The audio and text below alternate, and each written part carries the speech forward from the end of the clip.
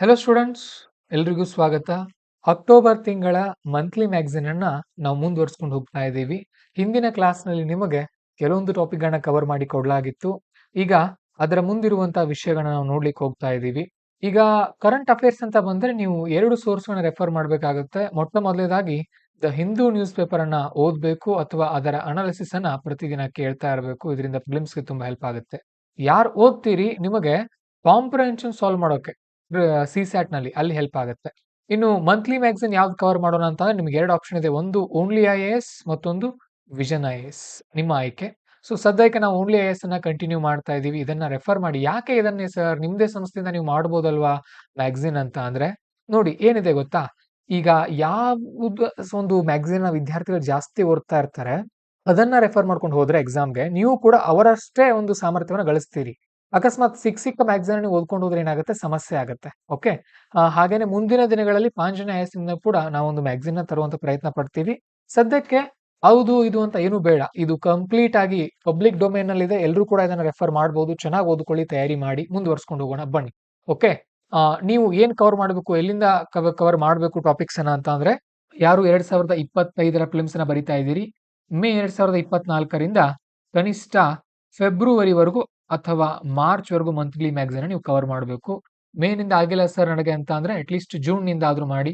ಏನೂ ನಿಮ್ ಕಡೆಯಿಂದ ಆಗ್ತಾ ಇಲ್ಲ ಅಂತ ಅಂದ್ರೆ, ಓಕೆ, ನಿಮ್ಮಿಂದ ಏನೂ ಆಗ್ತಾ ಇಲ್ಲ ಅಂತ ಅಂದ್ರೆ ಏನ್ ಮಾಡಿ, ಅಟ್ಲೀಸ್ಟ್ ಒಂದು 8 ತಿಂಗಳ ಮ್ಯಾಗಝಿನ್ ಅನ್ನ ಚೆನ್ನಾಗಿ ಕವರ್ ಮಾಡ್ಕೊಳ್ಳಿ, ಒಳ್ಳೆಯದಾಗುತ್ತೆ. ಈಗ ನಾವು ಮೊದಲನೇದಾಗಿ ನೋಡ್ಬೇಕಾಗಿರೋದು ಪ್ರಿಲಿಮ್ಸ್ ಮತ್ತು ಮೇನ್ಸ್ ಎರಡು ಕೂಡ ಇನ್ಕ್ಲೂಡ್ ಇರುವಂತಹ ಇಂಟರ್ ನ್ಯಾಷನಲ್ ರಿಲೇಷನ್ಸ್ ಅನ್ನ ನೋಡ್ತಾ ಇದ್ದೀವಿ. ಇದರಲ್ಲಿ 16ನೇ ಬ್ರಿಕ್ಸ್ ಸಮಿಟ್ ಬಗ್ಗೆ ಕೊಟ್ಟಿದ್ದಾರೆ.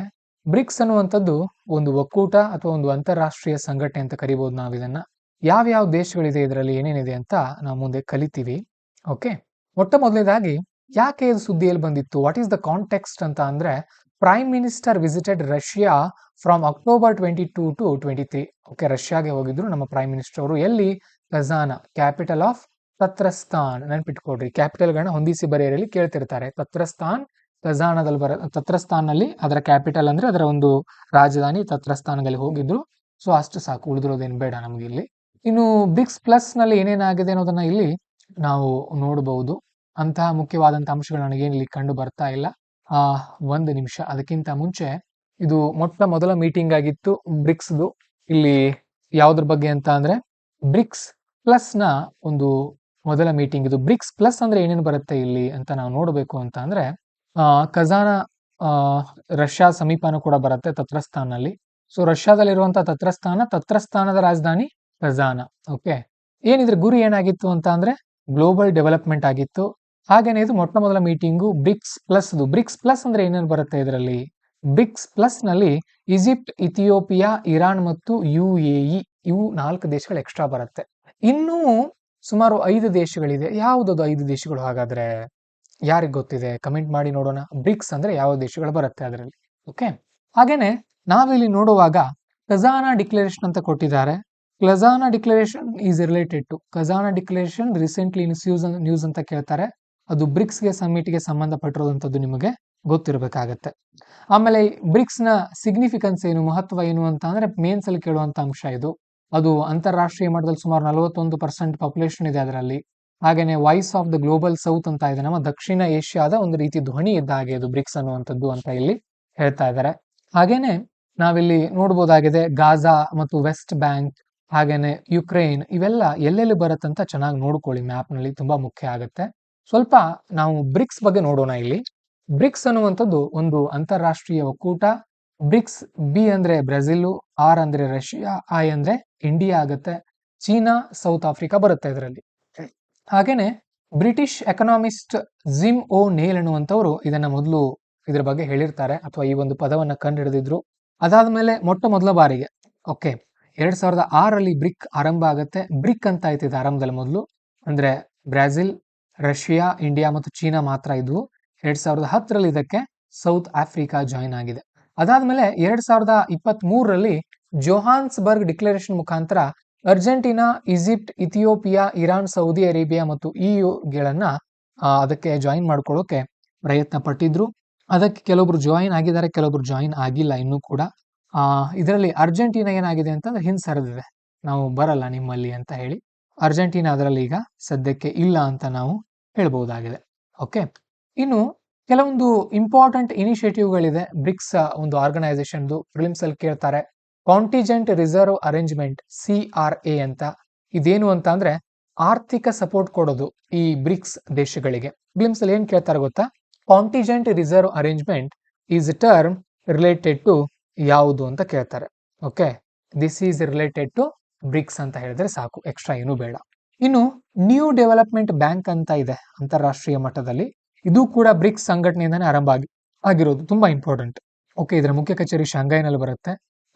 ಈಗ ವರ್ಲ್ಡ್ ಬ್ಯಾಂಕ್ ಹೇಗಿದೆಯೋ ಹಾಗೇನೆ ವರ್ಲ್ಡ್ ಬ್ಯಾಂಕ್ ಚೆನ್ನಾಗಿ ಸಹಾಯ ಮಾಡಲಿಲ್ಲ ಅಂತ ಇವರು ತಮ್ಮದೇ ಆದಂತ ಸಂಘಟನೆಗಳು ಅವರು ಸೇರ್ಕೊಂಡು ಏನ್ ಮಾಡಿರ್ತಾರೆ, ಆಯಾ ಗ್ರೂಪ್ ಅಥವಾ ಒಂದು ಇವುಗಳನ್ನ ಮಾಡ್ಕೊಂಡಿರ್ತಾರೆ ಬ್ಯಾಂಕ್ಗಳನ್ನ. ಓಕೆ, ಆಮೇಲೆ ಇಲ್ಲಿರುವಂತಹ ಸವಾಲುಗಳು, ಚಾಲೆಂಜಸ್ ಏನೇನಿದೆ, ಮುಂದಕ್ಕಿರುವಂತ ದಾರಿ ಏನೇನಿದೆ, ಇದನ್ನೆಲ್ಲವೂ ಕೂಡ 2026ಕ್ಕೆ ಯಾರು ಬರೆಯೋರಿದ್ರು ಅವ್ರು ನೋಡ್ಕೊಳ್ಬೇಕು. 25ಕ್ಕೆ ಬರೆಯೋರು ಇದನ್ನೆಲ್ಲ ಏನ್ ನೋಡುತ್ತಾ ಕೂತ್ಕೊಳ್ಬೇಡಿ, ಈಗ ವೇಸ್ಟ್ ಆಫ್ ಟೈಮ್. ನೆಕ್ಸ್ಟ್ 21ನೇ ಆಸಿಯಾನ್ ಇಂಡಿಯಾ ಸಮ್ಮಿಟ್. ಸಮ್ಮಿಟ್ ಅಂತ ಅಂದ್ರೆ ಶೃಂಗಸಭೆ, ಅಂದ್ರೆ ಉನ್ನತ ಮಟ್ಟದ ಸಭೆ ಅಂತ ಅರ್ಥ. ಎಲ್ಲಿ ನಡೆದಿತ್ತು? ವೆಂಟಿಯಾನೆ ಲಾವೋಸ್ ನಲ್ಲಿ ನಡೆದಿತ್ತು. ಲಾವೋಸ್ ನಲ್ಲಿ ಮೀಟಿಂಗ್ ನಡೆದಿದೆ ಇದು. ಇದರಲ್ಲಿ ಆಕ್ಟ್ ಈಸ್ಟ್ ಪಾಲಿಸಿ ಬಗ್ಗೆ ಮಾತಾಡಿದ್ದಾರೆ. ಆಕ್ಟ್ ಈಸ್ಟ್ ಪಾಲಿಸಿ ಅಂತ ಅಂದ್ರೆ ಭಾರತ ತನ್ನ ಪೂರ್ವದ ದೇಶಗಳೊಂದಿಗೆ ಇರುವಂತಹ ಒಂದು ಒಪ್ಪಂದ ವ್ಯಾಪಾರವನ್ನ ವೃದ್ಧಿಗೊಳಿಸಿ. ಇದನ್ನ ಭಾರತ ಅನ್ಕೊಡ್ರಿ.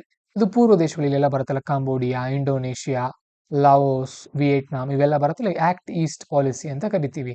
PV ನರಸಿಂಹರಾವ್ ಅವರು ಇದ್ರು ಗೊತ್ತಾ? ಆ ಟೈಮಲ್ಲಿ ಲುಕ್ ಈಸ್ಟ್ ಪಾಲಿಸಿ ಅಂತ ಇತ್ತು. ಓಕೆ, ಅದಾದ್ಮೇಲೆ ಈಗ ಅದನ್ನ ನರೇಂದ್ರ ಮೋದಿ ಅವರ ಸರ್ಕಾರ ಆಕ್ಟ್ ಈಸ್ಟ್ ಪಾಲಿಸಿ ಅಂತ ಮಾಡಿದೆ. ಅಂದ್ರೆ ಬರೀ ಲುಕ್ ಕೊಡೋದು ಬೇಡ, ಆ ಕಡೆ ನೋಡ್ತಾ ಕೂತ್ಕೊಳ್ಳೋದು ಬೇಡ, ನಾವು ನಮ್ಮ ಕೆಲಸವನ್ನ ತೊಡಗಿಸಿಕೊಳ್ಳೋಣ, ಇದರಲ್ಲಿ ಆಕ್ಟ್ ಮಾಡೋಣ ಅಂತ ಹೇಳಲಾಗಿದೆ.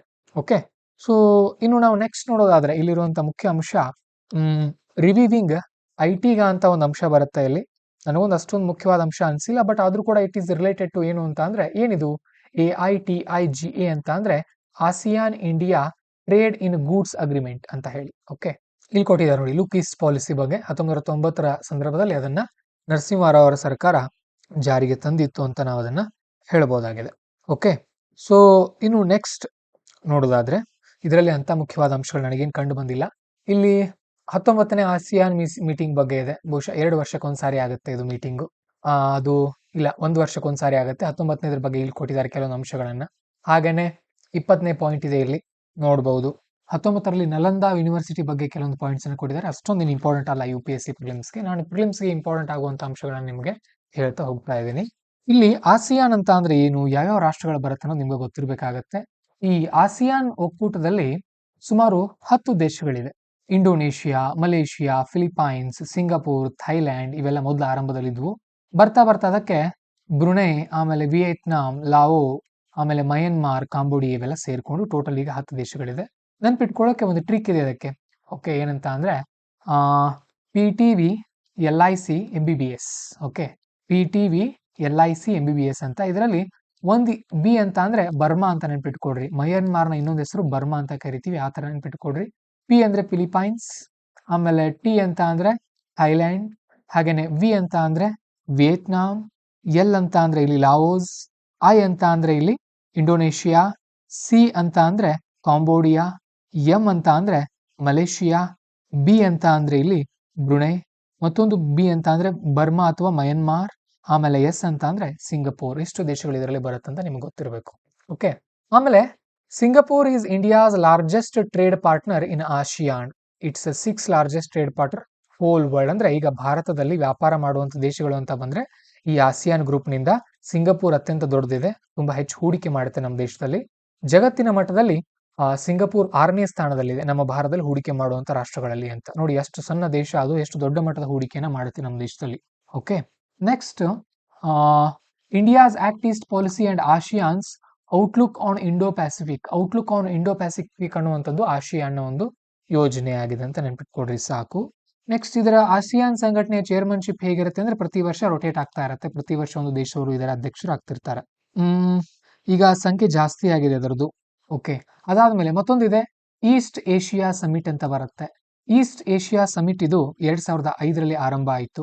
ಟೋಟಲ್ ಇದರಲ್ಲಿ 18 ಮೆಂಬರ್ಸ್ ಬರ್ತಾರೆ. 18ರಲ್ಲಿ 10 ಮೊದಲು ಆ ಆಸಿಯಾನ್ ಕಂಟ್ರಿಗಳೇ ಆಗುತ್ತೆ. ಇನ್ನು 8 ಇವೆ, ಅಷ್ಟೊಂದು ಇಂಪಾರ್ಟೆಂಟ್ ಅಲ್ಲ 8, ಬಟ್ ಅದರಲ್ಲಿ ಇಂಡಿಯಾ ಕೂಡ ಒಂದು ಇದೆ ಅಂತ ನೆನ್ಪಿಟ್ಕೊಡ್ರಿ ಈಸ್ಟ್ ಏಷಿಯಾ ಸಮಿಟ್ ನಲ್ಲಿ. ಆಮೇಲೆ ಈ 10 ಆಸಿಯಾನ್ ಕಂಟ್ರಿಗಳ ಬಗ್ಗೆ ಪ್ರಿಲಿಮ್ಸ್ ಅಲ್ಲಿ ಕೇಳ್ಬೋದು. ಓಕೆ, ಸೊ ಆಸಿಯಾನ್ ಗ್ರೂಪಿಂಗ್ ಅಂತ ಅಂದ್ರೆ ಯಾವ ದೇಶಗಳು ಒಂದ್ಸಾರಿ ಮ್ಯಾಪ್ ನೋಡ್ಕೊಡ್ರಿ ಇಲ್ಲಿ ನೀಟಾಗಿ. ಲಾವೋಸ್ ಇದೆ, ವಿಯೆಟ್ನಾಂ ಇದೆ, ಮಯನ್ಮಾರ್ ಇದೆ, ಥೈಲ್ಯಾಂಡ್ ಇದೆ, Malaysia, Singapore, Cambodia, Brunei, Indonesia and Philippines. ಇಷ್ಟು ದೇಶಗಳಂತ ನೆನಪಲ್ಲಿ ಇಟ್ಕೊಡ್ರಿ. Next, India's decision to withdraw from regional comprehensive economic partnership has led to significant economic disappointment among ASEAN members ಅಂತ ಇಲ್ಲಿ ಒಂದು ಅಂಶ ಬರ್ತಾ ಇದೆ. ತುಂಬಾ ಇಂಪಾರ್ಟೆಂಟ್ ಆಗಿರುವಂತದ್ದು ಇದು. ಏನು ಅಂತ ಅಂದ್ರೆ ಇಲ್ಲಿ RCEP ಅಂತ ಅಂದ್ರೆ ಗಮನ ಇಟ್ಕೊಂಡು ನೋಡ್ರಿ, ರೀಜನಲ್ ಕಾಂಪ್ರಹೆನ್ಸಿವ್ ಎಕನಾಮಿಕ್ ಪಾರ್ಟ್ನರ್ಶಿಪ್ ಅಂತ ಅಂದ್ರೆ ಪ್ರಾದೇಶಿಕ ಸಮಗ್ರ ಆರ್ಥಿಕ ಒಪ್ಪಂದ ಅಂತ ಬರುತ್ತೆ, ಅಥವಾ ವಾಣಿಜ್ಯ ಒಪ್ಪಂದ ಅಂತ. ಇದರಲ್ಲಿ ಕೆಲವೊಂದು ಫ್ರೀ ಟ್ರೇಡ್ ಅಗ್ರಿಮೆಂಟ್ ಇತ್ತು. ಅಂದ್ರೆ ಭಾರತಕ್ಕೆ ಬೇರೆ ಸರಕುಗಳು ಬರುವಾಗ ಅದಕ್ಕೆ ನಾವು ಯಾವುದೇ ರೀತಿಯ ತೆರಿಗೆ ಹಾಕೋ ಹಾಗಿಲ್ಲ ಅನ್ನುವಂಥ ರೂಲ್ಸ್ ಗಳಿದ್ವು. ಸೊ ಹಾಗಾಗಿ ಭಾರತ ಈ ಒಂದು ಒಪ್ಪಂದಕ್ಕೆ ಒಪ್ಕೊಳ್ಳಿಲ್ಲ. ಇದನ್ನ ಒಪ್ಕೊಳ್ಳದೆ ಇರೋ ಕಾರಣಕ್ಕೆ ಏನ್ ಮಾಡ್ತು, ಆಸಿಯಾನ್ ದೇಶಗಳು ಸ್ವಲ್ಪ ನಮ್ಮ ಮೇಲೆ ಮುನಿಸಿಕೊಂಡಿದೆ ಅಂತ ಹೇಳ್ತಾ ಇದಾರೆ ಅಷ್ಟೇ, ಜಾಸ್ತಿ ಏನಿಲ್ಲ. ಇಷ್ಟು ಗೊತ್ತಿರಲಿ. ನೆಕ್ಸ್ಟ್, ಕ್ವಾಡ್ ಅಲಯನ್ಸ್ ಅಂತ ಒಂದು ಅಂಶ ಬಂದಿದೆ ಇಲ್ಲಿ. ಕ್ವಾಡ್ ಅಂತ ಅಂದ್ರೆ ಆಸ್ಟ್ರೇಲಿಯಾ, ಜಪಾನ್ ಮತ್ತು ಭಾರತ ಹಾಗೂ ಅಮೆರಿಕ. ಓಕೆ, ಇವರು ಸೇರ್ಕೊಂಡು ಏನ್ ಮಾಡ್ತಾ ಇದ್ದಾರೆ ನಮ್ಮ ಭಾರತದಲ್ಲಿ ಮತ್ತು ಈ ಜಗತ್ತಿನಲ್ಲಿ ಈ ಚೈನಾದಿಂದ ಆಗ್ತಾ ಇರುವಂತಹ ದಬ್ಬಾಳಿಕೆಯನ್ನು ತಡೆಯೋಕೆ ಒಂದು ಅನ್ಅಫಿಷಿಯಲ್ ಸಂಘಟನೆಯನ್ನು ಮಾಡ್ಕೊಂಡಿದ್ದಾರೆ. ಅಫಿಷಿಯಲ್ ಅಲ್ಲ, ಅದು ಒಂದು ರೀತಿ ಮೀಟಿಂಗ್ ಮಾಡ್ತಿರ್ತಾರೆ ಆಗಾಗ, ಅದನ್ನ ಕ್ವಾಡ್ ಅಂತ ಕರಿತೀವಿ. ನೆಕ್ಸ್ಟ್, ನಾವು ಆ ಟಾಪಿಕ್ ಅಷ್ಟೇ, ಜಾಸ್ತಿ ಏನಿಲ್ಲ ಇಲ್ಲಿ. SCO ಸಮಿಟ್ 2024 ಅಂತ ಇದೆ, ನೋಡೋಣ ಏನಿದೆ ಅಂತ. ಇದು 23ನೇ ಮೀಟಿಂಗ್ ನಡೆದಿದೆ SCOದು. ಪಾಕಿಸ್ತಾನದಲ್ಲಿ ನಡೆದಿತ್ತು, ಇಸ್ಲಾಮಾಬಾದ್ನಲ್ಲಿ. ಓಕೆ, ಕೆಲವೊಂದು ಇಂಪಾರ್ಟೆಂಟ್ ಅಂಶ ಕೊಟ್ಟಿದ್ದಾರೆ ಇಲ್ಲಿ, ಬಟ್ ಅವೆಲ್ಲ ಇಂಪಾರ್ಟೆಂಟ್ ಅನ್ಸಲ್ಲ, ಇಂಪಾರ್ಟೆಂಟ್ ಕೂಡ ಇಲ್ಲ. SCO ನಲ್ಲಿ ಏನೇನಿದೆ, ಯಾವ್ಯಾವ ದೇಶಗಳು ಬರುತ್ತೆ ಅಂತ ನಾವು ನೋಡೋದಾದ್ರೆ, SCO ಅನ್ನುವಂಥದ್ದು ತುಂಬಾ ಮುಖ್ಯವಾದಂತಹ ಸಂಘಟನೆ ಆಗಿದೆ. ಇದನ್ನ ಶಾಂಘೈ ಕೋಆಪರೇಷನ್ ಆರ್ಗನೈಸೇಷನ್ ಅಂತ ಕರೀತಾರೆ. ಇದೊಂದು ಸರ್ಕಾರಿ ಇಂಟರ್ ಗವರ್ಮೆಂಟಲ್ ಸಂಘಟನೆ ಆಗಿದೆ. 2001ರಲ್ಲಿ ಇದು ಆರಂಭ ಆಯಿತು. Kazakhstan, China, Kyrgyzstan, Russia, Tajikistan ಮತ್ತು ಉಜ್ಬೇಕಿಸ್ತಾನ್ ಇದರಲ್ಲಿ ಇದ್ದು. ಓಕೆ, ಇದರ ಅಫಿಷಿಯಲ್ ಲ್ಯಾಂಗ್ವೇಜ್ ಕೇವಲ ರಷ್ಯನ್ ಮತ್ತು ಚೈನೀಸ್ ಮಾತ್ರ ಇದೆ.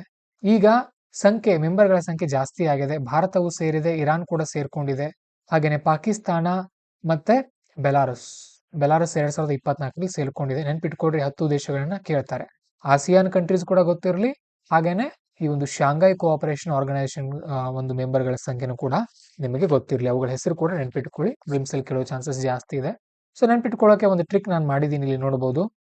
Indian truck in Pakistan, Iran and Belarus. Indian truck in Pakistan, Iran and Belarus ಅಂತ ನೆನ್ಪಿಟ್ಕೊಡ್ರಿ. ಅಥವಾ ಇಂಡಿಯನ್ ಟ್ರಕ್ ಇನ್ PIB ಅಂತ ನೆನ್ಪಿಟ್ಕೊಡ್ರಿ. ಇಲ್ಲಿ ಇಂಡಿಯನ್ ಅನ್ನುವಂಥದ್ದು ಒಂದು ಇಂಡಿಯಾ, ಟ್ರಕ್ ಅನ್ನುವಂಥದ್ದು ನೋಡಿ, T ಅಂತ ಅಂದ್ರೆ ತಜಿಕಿಸ್ತಾನ್, R ಅಂದ್ರೆ ರಷ್ಯಾ, U ಅಂದ್ರೆ ಉಜ್ಬೇಕಿಸ್ತಾನ್, C ಅಂದ್ರೆ ಚೀನಾ, K ಅಂದ್ರೆ ಕಜಕಿಸ್ತಾನ್ ಮತ್ತು ಟ್ರಕ್ ಸ್ಕ್ವೇರ್ ಅಂತ ನೆನ್ಪಿಟ್ಕೊಡ್ರಿ. ಓಕೆ, ಸೊ ಅಂದ್ರೆ ಕಜಕಿಸ್ತಾನ್ ಮತ್ತು ಕಿರ್ಗಿಸ್ತಾನ್ ಅಂತ ಆ ತರ ನೆನ್ಪಿಟ್ಕೊಳ್ಬಹುದು. ಏನ್ ಹೇಳ್ತಾ ಇದೆ SCO ಅಂತ ಅಂದ್ರೆ ಇದೇನು ಅಂತ ಅಂದ್ರೆ, ಇದು ಕೂಡ ಒಂದು ಸಂಘಟನೆ. ಇದು ಚೀನಾದ ಬೆಲ್ಟ್ ಅಂಡ್ ರೋಡ್ ಇನಿಷಿಯೇಟಿವ್ಗೆ ಸಪೋರ್ಟ್ ಮಾಡ್ತಾ ಇದೆ. ಬೆಲ್ಟ್ ಅಂಡ್ ರೋಡ್ ಇನಿಷಿಯೇಟಿವ್ ಅಂತ ಅಂದ್ರೆ ಚೀನಾದಿಂದ ಅದು ಯುರೋಪ್ ಖಂಡಕ್ಕೆ ಒಂದು ರೋಡ್ ಅನ್ನ ತೆಗೆದುಕೊಂಡು ಹೋಗ್ತಾ ಇದೆ, ಅದನ್ನ ಬೆಲ್ಟ್ ಅಂಡ್ ರೋಡ್ ಇನಿಷಿಯೇಟಿವ್ ಅಂತ ಕರಿತೀವಿ. ಹಾಗೇನೆ ಅದು ಸಾಗರದ ಮುಖಾಂತರ ಕೆಲವೊಂದು ದೇಶಗಳಲ್ಲಿ ತನ್ನದೇ ಆದಂತಹ ಒಂದು ನೌಕಾನೆಲೆಗಳನ್ನ ಸ್ಥಾಪಿಸ್ತಾ ಇದೆ ಚೀನಾ, ಅದನ್ನ ಪರ್ಲ್ಸ್ ಆಫ್ ರಿಂಗ್ ಅಂತ ಕರಿತೀವಿ. ಕಲಿತೀವಿ ಅವುಗಳ ಬಗ್ಗೆ ಎಲ್ಲ ನಾವು ಮುಂದೆ, ನೆನ್ಪಿಟ್ಕೊಳ್ರಿ. ಹಾಗೇನೆ ಇಲ್ಲಿ 3 ಎವಿಲ್ಗಳ ಬಗ್ಗೆ ಮಾತಾಡಿದ್ದಾರೆ. ಟೆರರಿಸಂ ಆಗಿರ್ಬೋದು, ಸೆಪರೇಟಿಸಂ ಮತ್ತೆ ಎಕ್ಸ್ಟ್ರೀಮಿಸಂ, ಇವು 3 ಕೂಡ ಯಾವುದೇ ಒಂದು ದೇಶಕ್ಕೆ ಸರಿಯಲ್ಲ ಅಂತ ಹೇಳಿದ್ದಾರೆ. ಆಮೇಲೆ challenges to Shanghai cooperation organisation ಅಂತ ಕೊಟ್ಟಿದ್ದಾರೆ, ಅಷ್ಟೊಂದು ಇಂಪಾರ್ಟೆಂಟ್ ಅಂಶ ಏನಲ್ಲ ಅದು. ಇದರ ಶಾಂಘೈ ಕೋಆಪರೇಷನ್ ನ ಸೆಕ್ರೆಟರಿಯೇಟ್ ಅಥವಾ ಒಂದು ಕಚೇರಿ ಎಲ್ಲಿದೆ ಅಂದ್ರೆ ಚೀನಾದಲ್ಲಿದೆ, ಬೀಜಿಂಗ್ ನಲ್ಲಿ. ಹಾಗೇನೆ ಇದರ ರ್ಯಾಟ್ಸ್ ಅಂತ ಬರುತ್ತೆ, very important thing. Regional aunty terrorist structure ಅಂತ ಬರುತ್ತೆ, ಇದು ತಾಷ್ಕೆಂಟ್ ನಲ್ಲಿದೆ ಇದರ ಹೆಡ್ ಕಚೇರಿ. ಇದು ಶಾಂಘೈ ಕೋಆಪರೇಷನ್ ಆರ್ಗನೈಸೇಷನ್ ಅಡಿಯಲ್ಲಿ ಕೆಲಸ ಮಾಡುತ್ತೆ. ರ್ಯಾಟ್ಸ್ ಅಂದ್ರೆ ಟೆರರಿಸ್ಟ್ ಗಳನ್ನ ತಡೆ ಹಿಡಿಯೋಕೆ ಅಥವಾ ಅವ್ರನ್ನ ಹತ್ತಿಕ್ಕೋಕೆ ಮಾಡಿರುವಂತ ಒಂದು ಮುಖ್ಯವಾದಂತ ಸಂಘಟನೆ. ಯಾವ್ದ್ರ ಅಡಿಯಲ್ಲಿದೆ ಇದು? SCO ಅಡಿಯಲ್ಲಿದೆ, ನೆನ್ಪಿಟ್ಕೊಡ್ರಿ. ನೆಕ್ಸ್ಟ್, ಚೆಕ್ ಬುಕ್ ಮತ್ತು ವೋಲ್ಫ್ ವಾರಿಯರ್ ಡಿಪ್ಲೊಮಸಿ ಅಂತ ಬರುತ್ತೆ. ಪ್ರಿಲಿಮ್ಸ್ ಅಲ್ಲಿ ಕೇಳ್ತಾರೆ, cheque book and wolf warrior diplomacy are related to which country ಅಂತ ಕೇಳ್ತಾರೆ. ಚೈನಾ ಅಂತ ಬರ್ಕೊಳ್ಳಿ ಸಾಕು, ನೆನ್ಪಿಟ್ಕೊಡ್ರಿ. ಅಂದ್ರೆ ಚೈನಾದ ಒಂದು ಯುದ್ಧ ನೀತಿ ಅಥವಾ ರಾಜತಂತ್ರ ಆ ತರ ಇದೆ ಅಂತ ನೀವು ತಿಳ್ಕೊಳ್ಬೇಕು, ಸರಿನಾ? ಇನ್ನು ನೆಕ್ಸ್ಟ್ ನಾವು ನೋಡೋದಾದ್ರೆ, ಇವನ್ನೆಲ್ಲ ನೀವೇ ಓದ್ಕೊಳ್ಬೇಕಾಗುತ್ತೆ. 2026ಕ್ಕೆ ಬರೆಯೋರು, ತುಂಬಾ ಈಸಿ ಇದೆ, ಹಂತ ಓದ್ತಾ ಬನ್ನಿ ಅವುಗಳನ್ನ.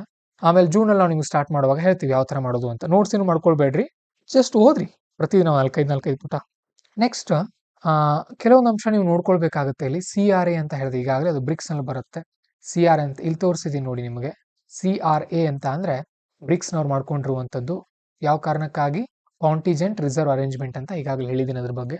ಹಾಗೇನೆ ಇವರು SCOನವರು ಸಾರ್ಕ್ ಅಂತ ಇನ್ನೊಂದು ಬರುತ್ತೆ, ಸಾರ್ಕ್ ಸಂಘಟನೆ, ಅದ್ರ ಬಗ್ಗೆನೂ ಕೂಡ ನಾವು ಕಲಿತೀವಿ. ಅಲ್ಲಿ ಕರೆನ್ಸಿ ಸ್ವ್ಯಾಪ್ ಮಾಡ್ತಾರೆ ಅವರು. ಕರೆನ್ಸಿ ಸ್ವ್ಯಾಪ್ ಅಂತ ಅಂದ್ರೆ ಏನು? ಈಗ ಅಂತಾರಾಷ್ಟ್ರೀಯ ಮಟ್ಟದಲ್ಲಿ ವ್ಯಾಪಾರ US$ ನಲ್ಲಿ ನಡೆಯುತ್ತೆ. ಓಕೆ, ಅದರ ಬದಲಾಗಿ ಸಾರ್ಕ್ ಸಂಘಟನೆಯಲ್ಲಿ ಏನಿದೆ ಅಂತ ಅಂದ್ರೆ, ಈಗ ಉದಾಹರಣೆಗೆ ಭಾರತದ್ದು ರೂಪಾಯಿ ಇದೆ, ಇರಾನ್ದು ಮತ್ತೊಂದು ಯಾವ್ದು ಇದೆ ಅನ್ಕೊಡ್ರಿ, ಎಕ್ಸ್ ಅಂತ ಹೇಳಿ. ಸೊ ನಾವು ರೂಪಾಯಿ ಕೊಡ್ತೀವಿ, ನೀವು ನಮ್ಗೆ ಎಕ್ಸ್ ಕೊಡ್ರಿ, ಈ ತರ ವ್ಯಾಪಾರ ಒಪ್ಪಂದ ಮಾಡ್ಕೊಳ್ಳೋದು, ಅದನ್ನ ಕರೆನ್ಸಿ ಸ್ವ್ಯಾಪ್ ಅಂತ ಕರಿತೀವಿ ನಾವು, ನೆನ್ಪಿಟ್ಕೊಡ್ರಿ. Next, India and Maldives bilateral relationships ಅನ್ನುವಂಥ ಟಾಪಿಕ್ ಇದೆ. ಭಾರತ ಮತ್ತು ಮಾಲ್ಡೀವ್ಸ್ ನಡುವೆ ಇರುವಂತಹ ಒಂದು ದ್ವಿಪಕ್ಷೀಯ ಸಂಬಂಧ.